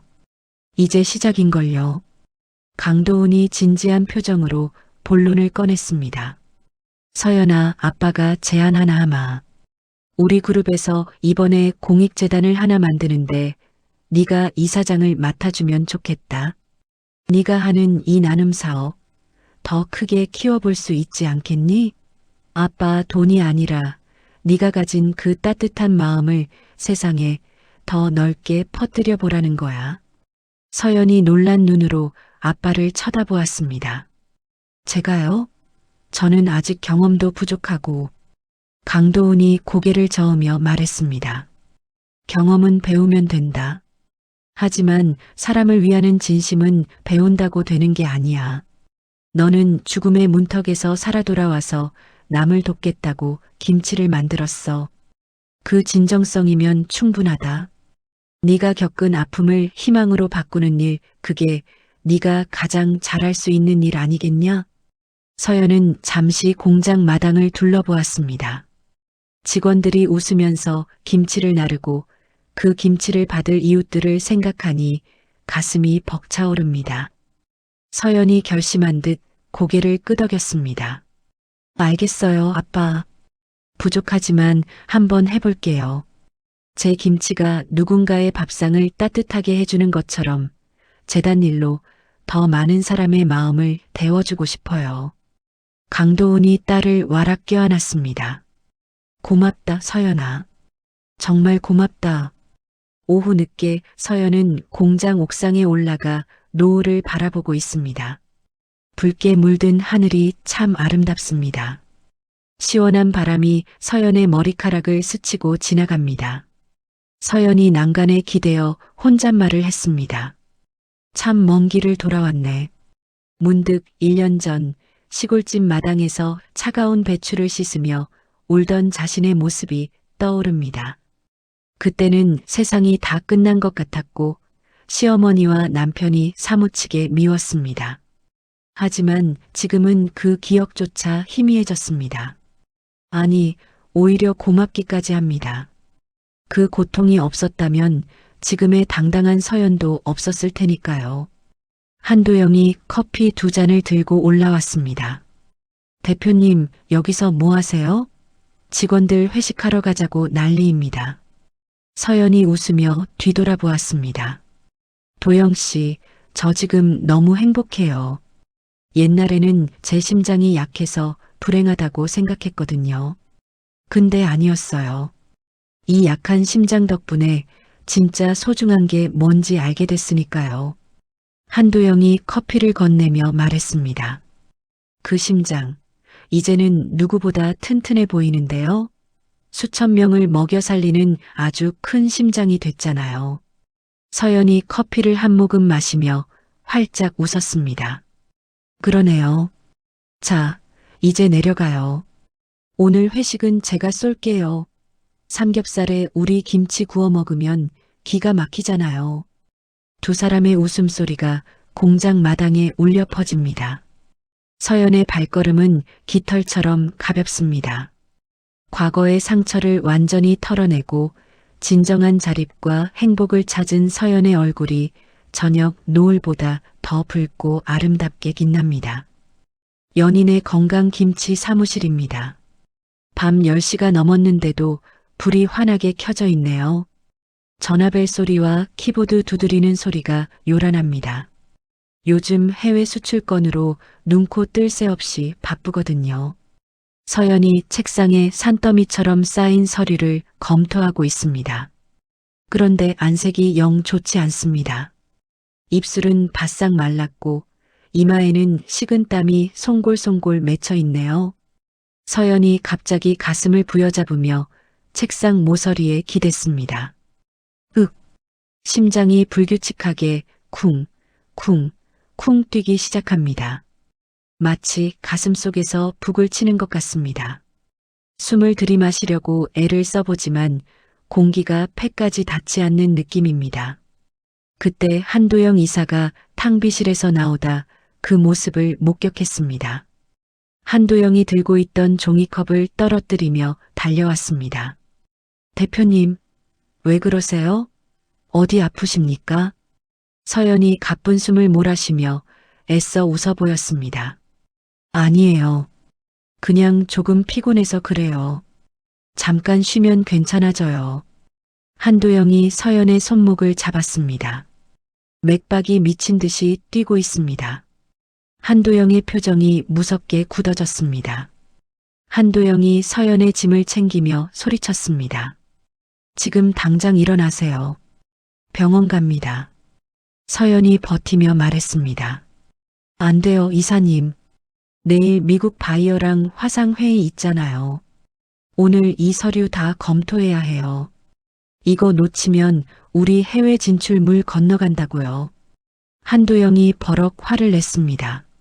수출이고 뭐고 사람이 살고 봐야 할 거 아닙니까? 대표님 얼굴 지금 백지장 같아요. 제발 고집 좀 그만 부리세요.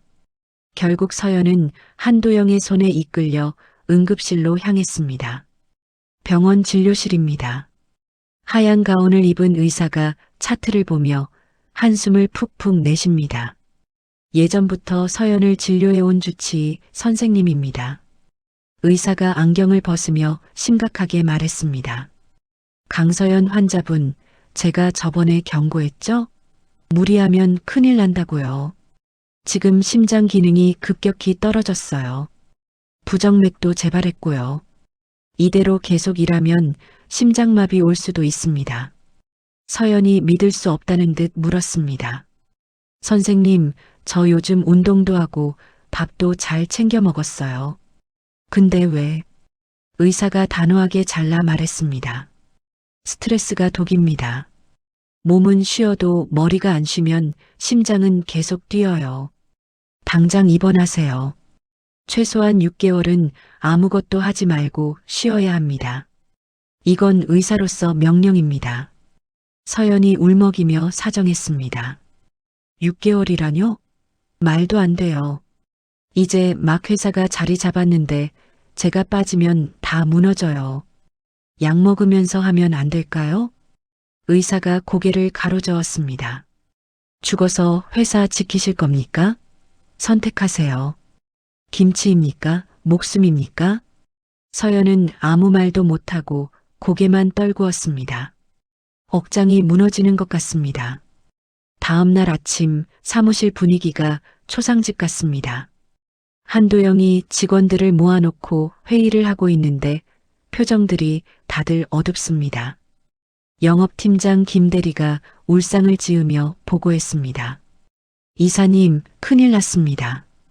대기업 제일식품에서 오늘 신제품을 냈는데요.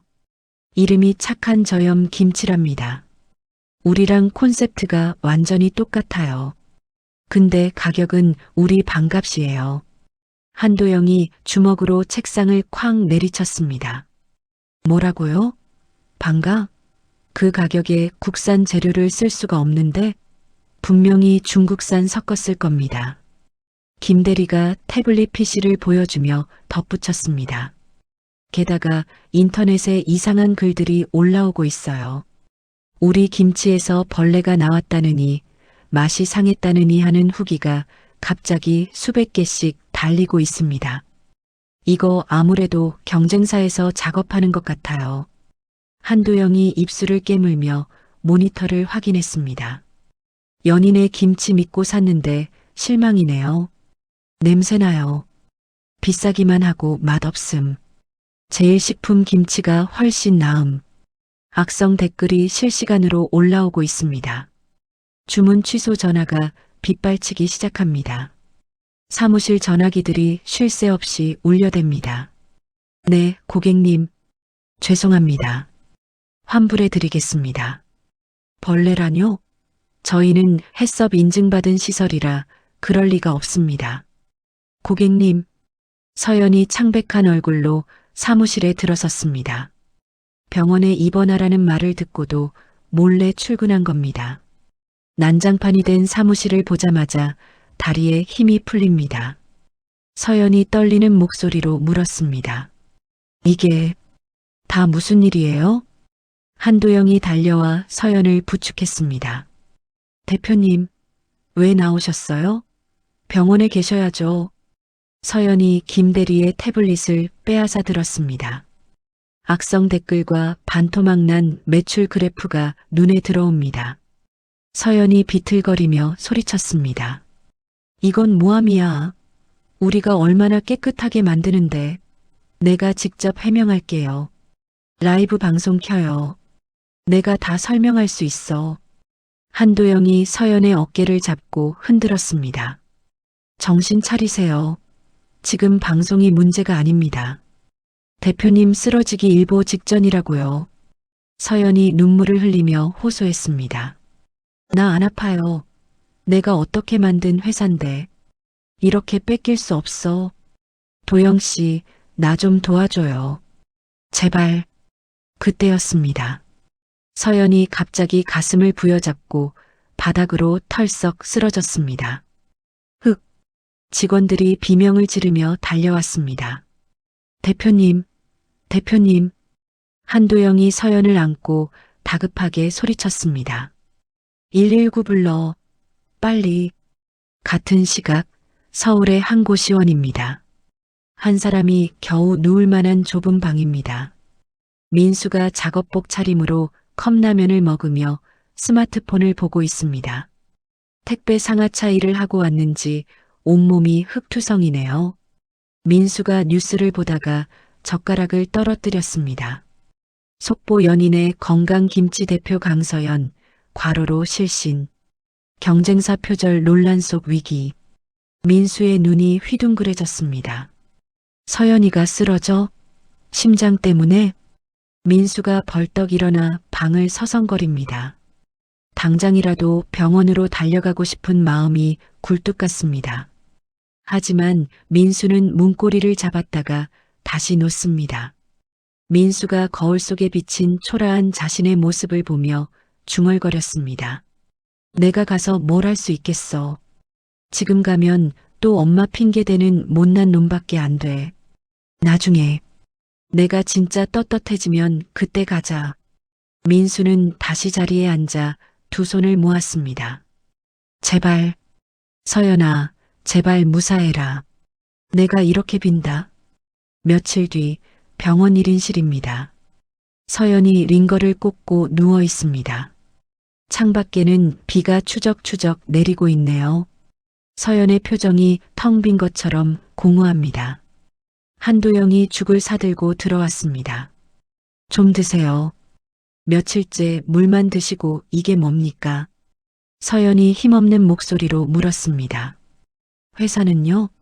주문 취소는 멈췄나요? 한도영이 고개를 푹 숙이며 대답을 못합니다. 침묵이 대답을 대신합니다. 이미 반품 물량이 창고에 가득 찼다는 소리겠죠. 서연이 링거 바늘을 뽑으려 하며 몸을 일으켰습니다. 안 되겠어. 내가 나가야 해. 가서 기자회견이라도. 한도영이 서연을 도로 눕히며 버럭 소리를 질렀습니다. 제발 그만 좀 하세요. 대표님 죽으면 회사가 무슨 소용입니까? 저 직원들, 그리고 김치 기다리는 환자들 생각 안 하세요? 대표님이 건강해야 김치도 건강한 겁니다. 지금 나가서 쓰러지면 사람들은 아픈 사람이 만든 김치라 문제 있다고 더 욕할 겁니다. 한도영의 말에 서연이 멈칫했습니다. 맞는 말입니다. 자신의 건강이 곧 회사의 신뢰도라는 걸 깜빡 잊고 있었습니다. 서연이 이불을 뒤집어 쓰고 흐느껴 울기 시작했습니다. 미안해요. 내가 너무 욕심부렸나 봐요. 다 내 탓이에요. 그날 밤 서연의 병실에 강도훈 회장이 찾아왔습니다. 경호원도 없이 혼자 조용히 왔네요. 강도훈이 잠든 딸의 얼굴을 한참 동안 바라보다가 머리를 쓰다듬었습니다. 강도훈이 낮은 목소리로 속삭였습니다. 미련한 녀석? 아빠 닮아서 지는 건 죽기보다 싫지? 그래도 이번엔 져야 한다. 져주면서 쉬어야 다시 이길 수 있는 거야. 강도훈은 식탁 위에 두툼한 서류 봉투 하나를 올려두고 나갔습니다. 서연이 잠에서 깨어 봉투를 열어봅니다. 식품위생관리 및 성분 분석 보고서라고 적혀 있습니다. K그룹 연구소에서 경쟁사 제품과 서연의 제품을 정밀 분석한 자료입니다. 경쟁사가 나트륨 함량을 속였다는 증거가 담겨 있네요.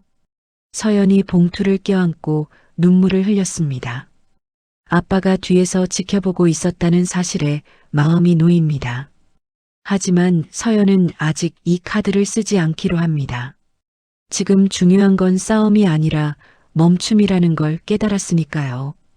다음 날 아침 연인의 건강김치 홈페이지에 팝업창이 떴습니다. 검은 바탕에 흰 글씨로 쓴 사과문입니다. 고객 여러분께 진심으로 죄송합니다. 안녕하세요, 강서연입니다. 저는 오늘 부끄러운 고백을 하려 합니다. 건강한 김치를 만들겠다고 약속해놓고 정작 제 건강은 돌보지 못했습니다. 심장병 환자인 제가 무리하게 욕심을 부리다 다시 쓰러졌습니다. 만드는 사람이 아프면 그 음식도 건강할 수 없다는 걸 늦게야 깨달았습니다. 그래서 저는 오늘부로 잠시 멈추려 합니다. 이보 전진을 위한 일보 후퇴라고 생각해 주십시오. 더 건강해져서 더 정직한 김치로 돌아오겠습니다. 그때까지 기다려주시면 감사하겠습니다. 일시 판매 중단 버튼을 누르는 한도영의 손이 떨립니다. 사무실 전화벨 소리도 멈추고 공장 기계 소리도 멈췄습니다. 모든 것이 정지된 듯한 고요함이 찾아왔습니다. 서연은 병실 침대에 누워 창밖의 빗줄기를 바라봅니다. 억울하고 분해서 잠이 오지 않을 줄 알았는데 이상하게 마음이 차분해집니다. 서연이 가슴에 손을 얹고 심장 박동을 느껴봅니다. 그래, 너도 많이 힘들었지? 미안해. 이제 좀 쉬자. 서연은 눈을 감았습니다. 비록 공장 문은 닫혔지만 서연의 마음속에서는 새로운 희망의 싹이 트고 있습니다. 진짜 싸움은 이제부터니까요. 건강을 되찾고 거짓과 싸워 이길 진짜 힘을 기르는 시간. 서연에게는 지금 그 시간이 필요합니다. 따스한 봄 햇살이 병실 창가로 쏟아집니다. 6개월이라는 긴 시간이 흘렀습니다. 침대에 앉아 창밖을 보는 서연의 얼굴에 붉은 홍조가 돌아왔습니다. 헬쑥했던 볼살도 통통하게 오르고 무엇보다 눈빛이 아주 맑아졌네요. 병실 문이 열리고 한도영이 들어왔습니다. 양손에는 두툼한 서류 뭉치가 들려 있습니다. 한도영이 서연을 보며 밝게 웃었습니다. 대표님, 이제 퇴원 수속 다 마쳤습니다. 의사 선생님이 아주 기적이라고 하시던데요. 심장 기능이 정상 수치까지 올라왔답니다. 서연이 기지개를 켜며 활기차게 대답했습니다. 다 이사님 덕분이에요. 저 쉬는 동안 회사가 망하지 않게 잘 버텨주셨잖아요. 이제 제가 밥값해야죠. 서연이 침대에서 내려와 운동화 끈을 단단히 묶었습니다. 그 모습이 마치 전장에 나가는 장수처럼 비장합니다. 서연이 주먹을 쥐어 보이며 말했습니다. 자, 이제 다시 시작해 볼까요? 우리 김치 짝퉁으로 만든 그 사람들, 그리고 우리를 의심하는 고객들, 정면으로 돌파해요. 며칠 뒤 연인의 건강김치 사무실 한쪽에 카메라와 조명이 설치되었습니다. 서연이 직접 대중 앞에 서는 날입니다. 화장기 없는 수수한 얼굴에 하얀 셔츠를 입은 서연이 카메라 앞에 앉았습니다. 한도영이 손가락으로 OK 사인을 보내자 방송이 시작되었습니다. 접속자 수가 순식간에 늘어납니다. 채팅창에는 여전히 비아냥거리는 댓글들이 올라옵니다. 아픈 척 하더니 돈 떨어져서 나왔냐? 벌레 김치 해명이나 해라. 서연이 카메라 렌즈를 똑바로 응시하며 입을 열었습니다. 목소리가 조금 떨리지만 힘이 있습니다. 안녕하세요, 강서연입니다. 오랫동안 기다리게 해드려서 죄송합니다. 저는 지난 6개월 동안 병원에 있었습니다. 무리하게 일하다가 심장병이 재발했거든요. 솔직히 말하면 죽을 뻔했습니다. 채팅창의 댓글 속도가 조금 느려집니다. 서연이 가슴에 손을 얹으며 말을 이었습니다. 어떤 분들은 아픈 사람이 만든 음식이니 믿을 수 없다고 하십니다. 하지만 저는 반대로 생각합니다. 저는 제 목숨이 귀한 만큼 남의 목숨도 귀하다는 걸 누구보다 잘 압니다. 그래서 나쁜 재료는 단 하나도 넣을 수가 없습니다. 제가 먹고 죽을 수도 있는 걸 어떻게 고객님들께 팔겠습니까? 서연의 눈에 눈물이 고였습니다. 제 심장을 걸고 맹세합니다. 저희 김치는 거짓말하지 않습니다. 다시 한 번만 믿어주세요. 제 목숨값으로 만든 김치, 그 진심을 보여드리겠습니다. 방송이 끝나자마자 사무실 전화벨이 울리기 시작했습니다. 이번에는 항해 전화가 아닙니다. 사장님 방송 보고 울었어요. 믿고 다시 주문합니다. 힘내세요. 기다리고 있었습니다. 한도영이 엄지손가락을 치켜 세우며 외쳤습니다. 대표님, 주문이 다시 들어오기 시작했어요. 진심이 통했습니다. 서연이 안도의 한숨을 내쉬며 의자에 주저앉았습니다. 하지만 이건 시작일 뿐입니다. 진짜 승부는 이제부터니까요. 다음 날 공장 회의실입니다. 머리가 희끗한 노신사 3명이 앉아 있습니다. 평생 식품 연구만 해온 베테랑 기술자들입니다. 강도훈 회장이 몰래 보내준 지원군들이죠. 가장 연장자인 박 박사님이 서류를 내밀며 말했습니다. 강 대표, 이거 보게. 우리 연구진이 밤새 분석한 결과야. 경쟁사 제일식품 김치랑 자네 김치 성분 비교표일세. 서연이 서류를 받아들고 눈을 크게 떴습니다. 빨간색으로 표시된 수치가 확연히 다릅니다. 박 박사님이 안경을 고쳤으며 설명했습니다. 저쪽은 원가를 낮추려고 사카린이랑 화학 조미료를 범벅했어. 그러니 맛은 달짝지근해도 몸에는 안 좋지. 반면에 자네 김치는 천연 재료만 썼더군. 배, 무, 양파. 이게 진짜 저염 김치야. 서연이 고개를 끄덕이며 물었습니다. 박사님, 그럼 이걸 어떻게 알리죠? 사람들이 맛만 보고 저쪽 게 더 맛있다고 하면 어떡해요? 박 박사님이 자신만만하게 웃었습니다. 그래서 우리가 선물을 하나 가져왔지. 무균 숙성 기술이야. 균은 잡고 유산균은 살리는 최신 기술이지. 이걸 적용하면 방부제 하나 없이도 김치 맛이 톡 쏘는 사이다처럼 변해. 맛으로도 우리가 압승할 수 있어. 서연이 벌떡 일어나 고개를 숙였습니다. 감사합니다. 정말 감사합니다. 이걸로 프리미엄 라인을 만들게요. 아무도 흉내낼 수 없는 진짜 명품 김치를요. 일주일 뒤 대형마트 시식 코너입니다. 연인의 프리미엄 무첨가 김치와 경쟁사 김치를 나란히 놓고 블라인드 테스트를 하고 있습니다. 지나가던 주부들이 김치를 맛보고 고개를 끄덕입니다. 어머, 이건 뒷맛이 왜 이렇게 개운해? 조미료 맛이 하나도 안 나네. 이쪽 거는 너무 달아서 느끼한데 이건 씹을수록 고소하다야. 결과는 서연의 압승입니다. 입소문은 무섭게 퍼져나갔습니다. 뉴스에서도 두 김치의 성분 분석 결과를 대대적으로 보도했습니다. 앵커가 뉴스를 진행합니다. 대기업의 꼼수가 드러났습니다. 건강 김치라더니 화학 조미료 범벅이었다는 사실이 밝혀지며 소비자들의 불매 운동이 확산되고 있습니다.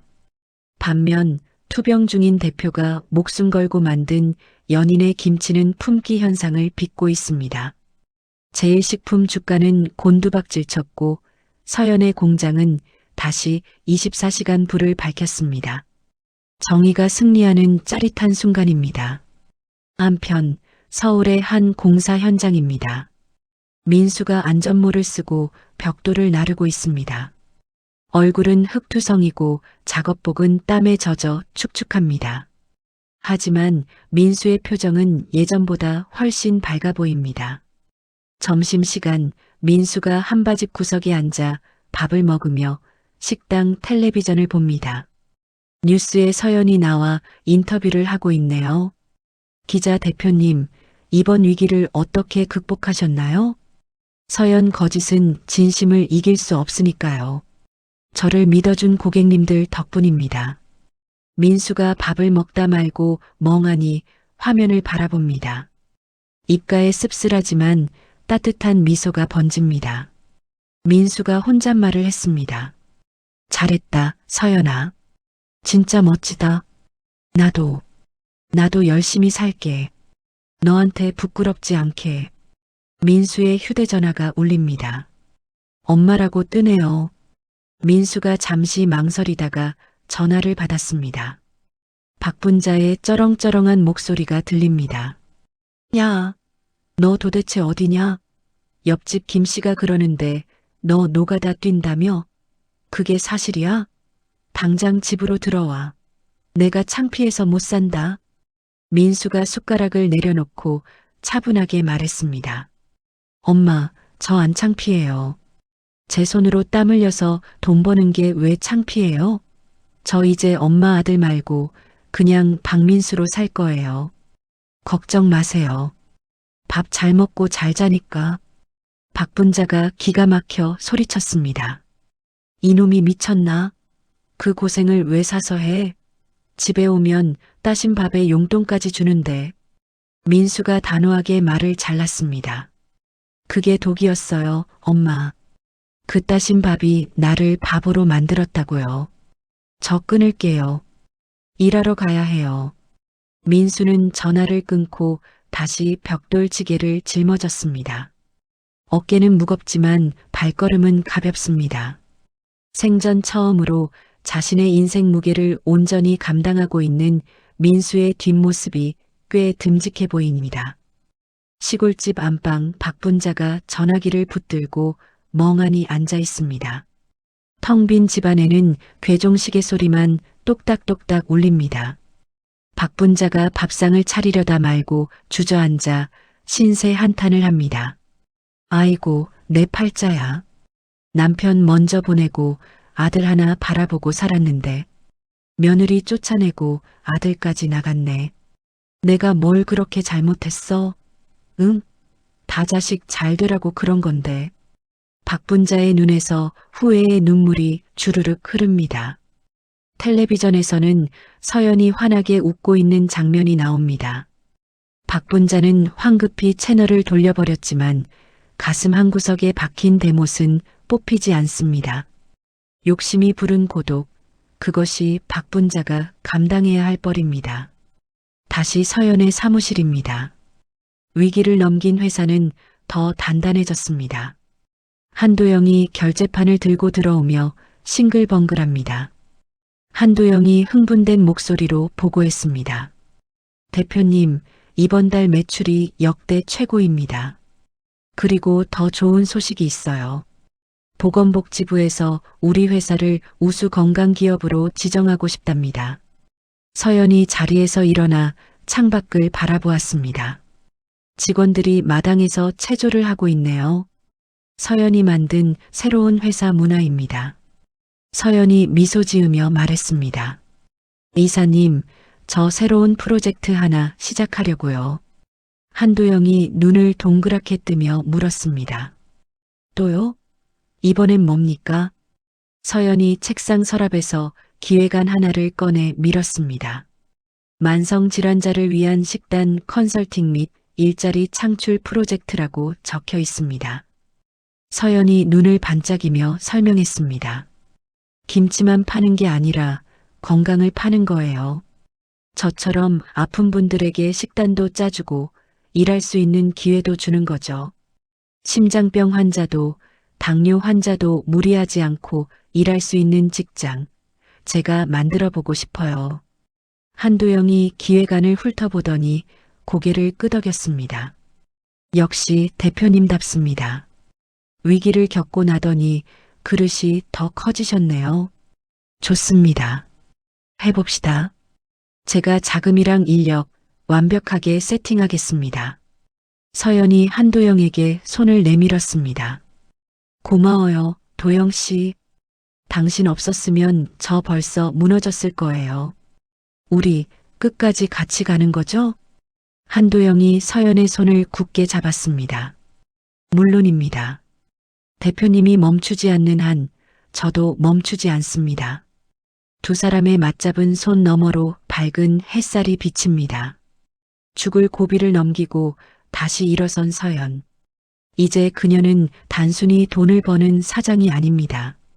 아픔을 가진 사람들에게 희망을 주는 진짜 리더가 되었습니다.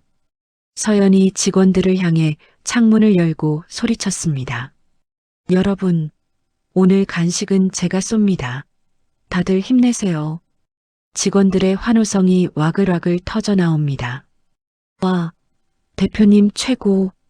사장님 사랑해요. 서연의 얼굴에 더 이상 그늘은 없습니다. 태풍이 지나간 자리에 더 튼튼한 뿌리가 내리듯 서연의 인생도 비바람을 맞고 더욱 단단해졌습니다. 이제 남은 건 찬란한 열매를 맺는 일뿐입니다. 3년이라는 시간이 흘렀습니다. 연인의 건강 김치 공장은 이제 어마어마하게 커졌습니다. 트럭 수십 대가 줄지어 서 있고 글로벌 강소기업이라는 현판이 햇빛을 받아번쩍거립니다. 사무실 안 텔레비전 뉴스에서 앵커의 목소리가 흘러나옵니다. 화제의 기업, 연인의 건강김치가 미국과 유럽 시장 진출에 성공했습니다.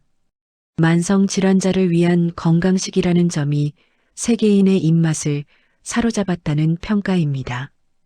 한도영 이사가 샴페인을 터뜨리며 환호했습니다. 대표님, 드디어 해냈습니다. 우리 김치가 비행기 타고 미국까지 간답니다. 직원들이 박수를 치며 종이 꽃가루를 날립니다. 서연이 쑥스러운 듯 웃으며 잔을 들어 올렸습니다. 서연이 감격에 젖어 말했습니다.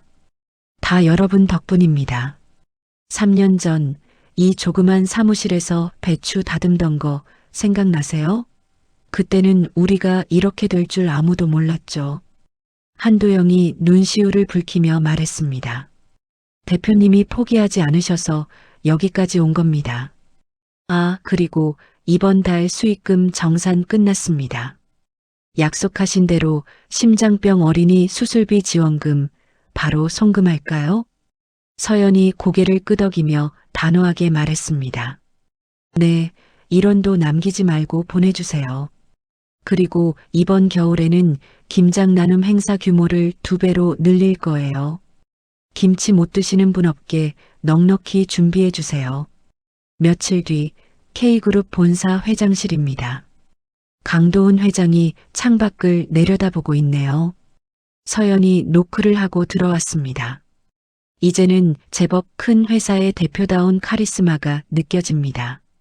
강도훈이 딸을 맞이하며 소파에 앉았습니다. 왔느냐? 얼굴이 아주 좋아 보이는구나. 요즘 뉴스 틀면 내 자랑뿐이라 아빠가 어깨가 으쓱하다. 서연이 아빠에게 따뜻한 차를 따라드리며 말했습니다. 아빠 덕분에 여기까지 왔어요. 그때 아빠가 저를 믿고 지켜봐 주지 않으셨다면 저는 아직도 원망 속에서 살고 있었을 거예요. 강도훈이 찻잔을 내려놓으며 진지한 표정으로 말했습니다. 서연아, 내가 오늘 너를 부른 건 부탁이 있어서다. 우리 그룹에서 운영하는 공익재단, 이제 네가 맡아줬으면 한다. 서연이 눈을 동그랗게 뜨며 물었습니다. 네, 공익재단 이사장직이요? 제가 감히 그 큰 자리를. 강도훈이 딸의 손을 잡으며 말했습니다. 너만큼 자격 있는 사람이 어디 있겠냐. 돈으로 돕는 건 누구나 할 수 있어. 하지만 너는 내 아픔을 녹여서 사람들을 위로할 줄 알잖아. 네가 가진 그 나눔의 철학을 우리 재단에 심어다오. 이건 아빠로서가 아니라 K그룹 회장으로서 정중히 부탁하는 거다. 서연은 잠시 생각에 잠겼습니다. 자신의 김치 공장을 넘어 더 넓은 세상에서 더 많은 사람을 도울 수 있는 기회입니다. 서연이 결심한 듯 고개를 끄덕이며 웃었습니다. 알겠어요, 아빠. 제가 한번 해볼게요. 대신 제 방식대로 할 거예요. 보여주기식 기부 말고 진짜 필요한 사람들에게 밥 한 끼라도 더 대접하는 그런 재단으로 만들게요. 강도훈이 호탕하게 웃었습니다. 하하, 그래, 그래야 내 딸이지. 고맙다, 서연아. 같은 시각 서울의 한 택배 대리점입니다. 파란 조끼를 입은 민수가 산더미 같은 상자를 트럭에 싣고 있습니다.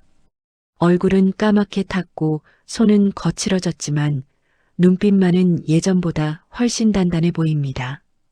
민수가 땀을 뻘뻘 흘리며 마지막 상자를 실었습니다.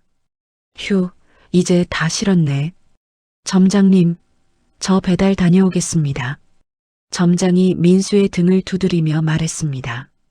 박 기사, 요즘 아주 날아다니네. 이번 달도 실적 1등이야. 성실한 건 알아줘야 한다니까. 민수가 멋쩍게 웃으며 트럭에 올랐습니다. 운전석 옆에는 낡은 편지 봉투 하나가 놓여 있습니다. 점심시간 민수는 한강공원 벤치에 앉아 편지를 꺼내 들었습니다. 수신인은 강서연 대표님입니다. 민수가 볼펜을 꾹꾹 눌러 쓴 편지를 소리내어 읽어봅니다. 서연아, 나 민수야. 뉴스에서 너 봤어. 정말 멋지더라. 나도 이제야 사람 구실하며 살고 있어. 택배일 시작한 지 벌써 3년이네. 처음에는 힘들어서 도망치고 싶었는데 네가 했던 말 생각하면서 버텼어. 스스로 밥벌이하고 진짜 어른이 되라는 말. 그 말이 내 인생을 바꿨다. 엄마랑은 따로 살아. 가끔 안부 전화만 드리고 있어.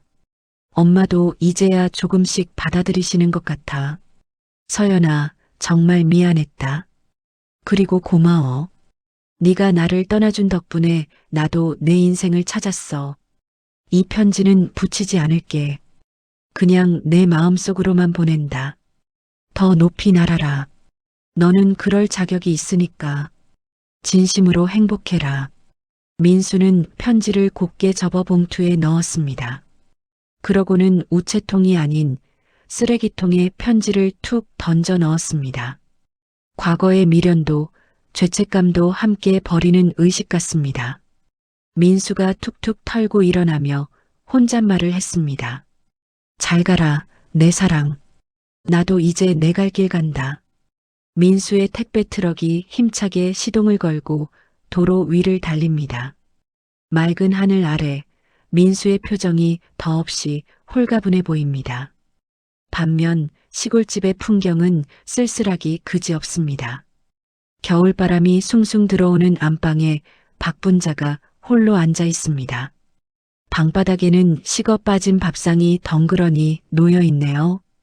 박분자가 리모컨을 만지작거리다 텔레비전을 켰습니다.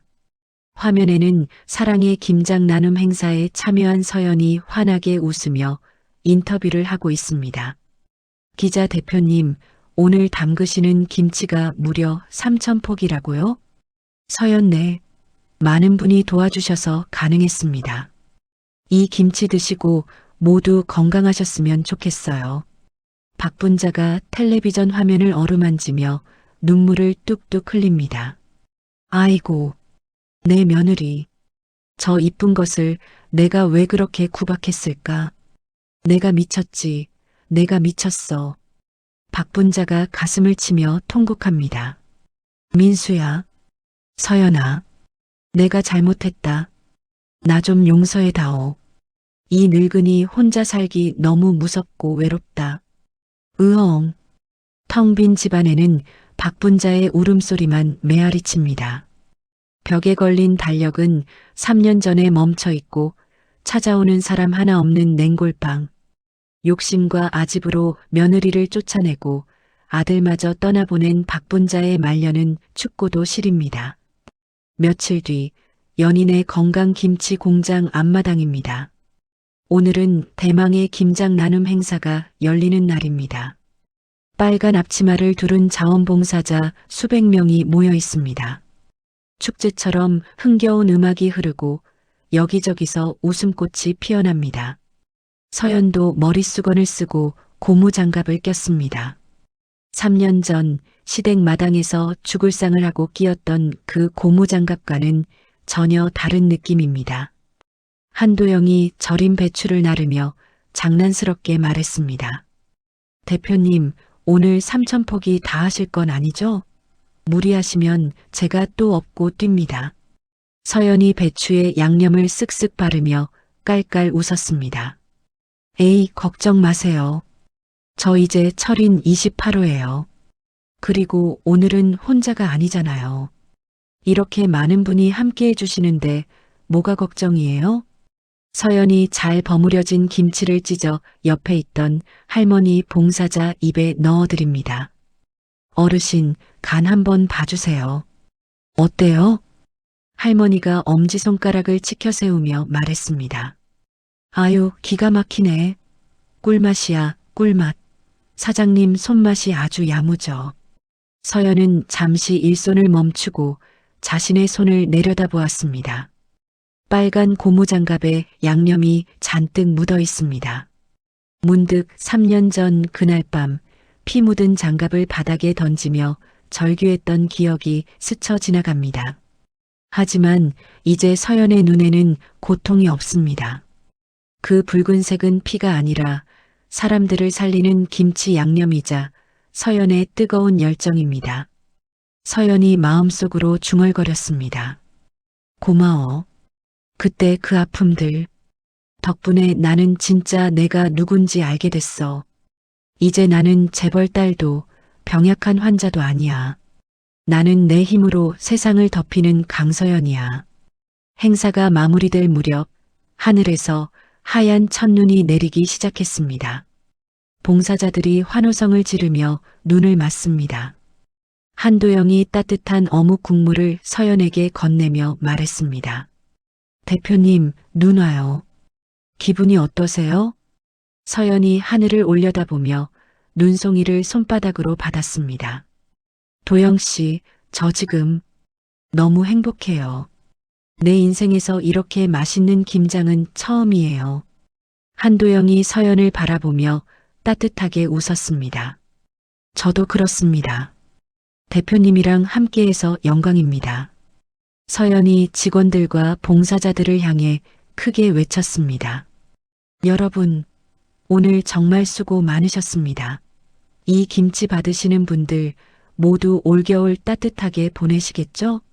우리 내년에도, 내후년에도, 10년 뒤에도 여기서 같이 김장해요. 약속?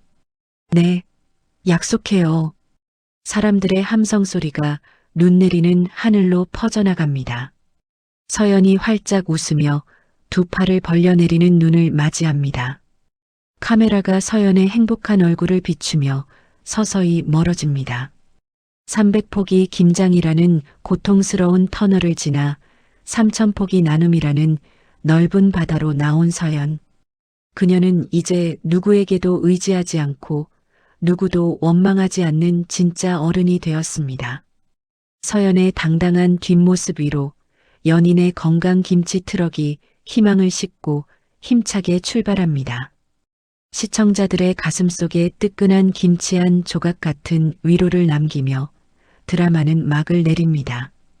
차가운 수도가에서 홀로 눈물 짓던 서연 씨가 이제는 수천 포기의 김치를 나누며 환하게 웃는 모습, 참으로 긴 겨울을 지나 맞이한 가장 아름다운 봄날 같았습니다. 서연 씨에게 300포기 김장은 씻을 수 없는 상처였지만 결국 그 상처가 단단한 굳은 살이 되어 그녀를 진짜 어른으로 성장시켰네요. 누군가를 미워하는 마음보다 나 자신을 사랑하고 지키려는 마음이 얼마나 위대한지 오늘 사연을 통해 다시 한번 깨닫습니다. 복수 대신 자립을, 원망 대신 나눔을 선택한 그녀의 용기가 유난히 추운 이 계절, 우리 마음속에 따뜻한 난로 하나를 켜준 것 같습니다. 혹시 지금 인생의 매서운 추위 속에 서 계신 분이 있다면 서연 씨의 이야기를 떠올리며 힘을 내셨으면 좋겠습니다. 당신의 시련도 언젠가는 누군가에게 희망이 될 꽃으로 피어날 테니까요. 오늘의 사연이 마음에 작은 울림을 주셨나요? 그렇다면 앞으로도 여러분 곁에서 잔잔한 위로가 되어드릴 이야기들을 계속 만날 수 있게 구독과 좋아요를 꼭 눌러주세요. 여러분이 댓글로 남겨주시는 응원의 말씀은 사연의 주인공에게 무엇보다 큰 선물이 됩니다. 따뜻한 마음 함께 나눠주시면 감사하겠습니다. 당신의 오늘은 어제보다 더 빛나기를 응원합니다. 함께 해주셔서 고맙습니다. 사연 한 그릇이었습니다.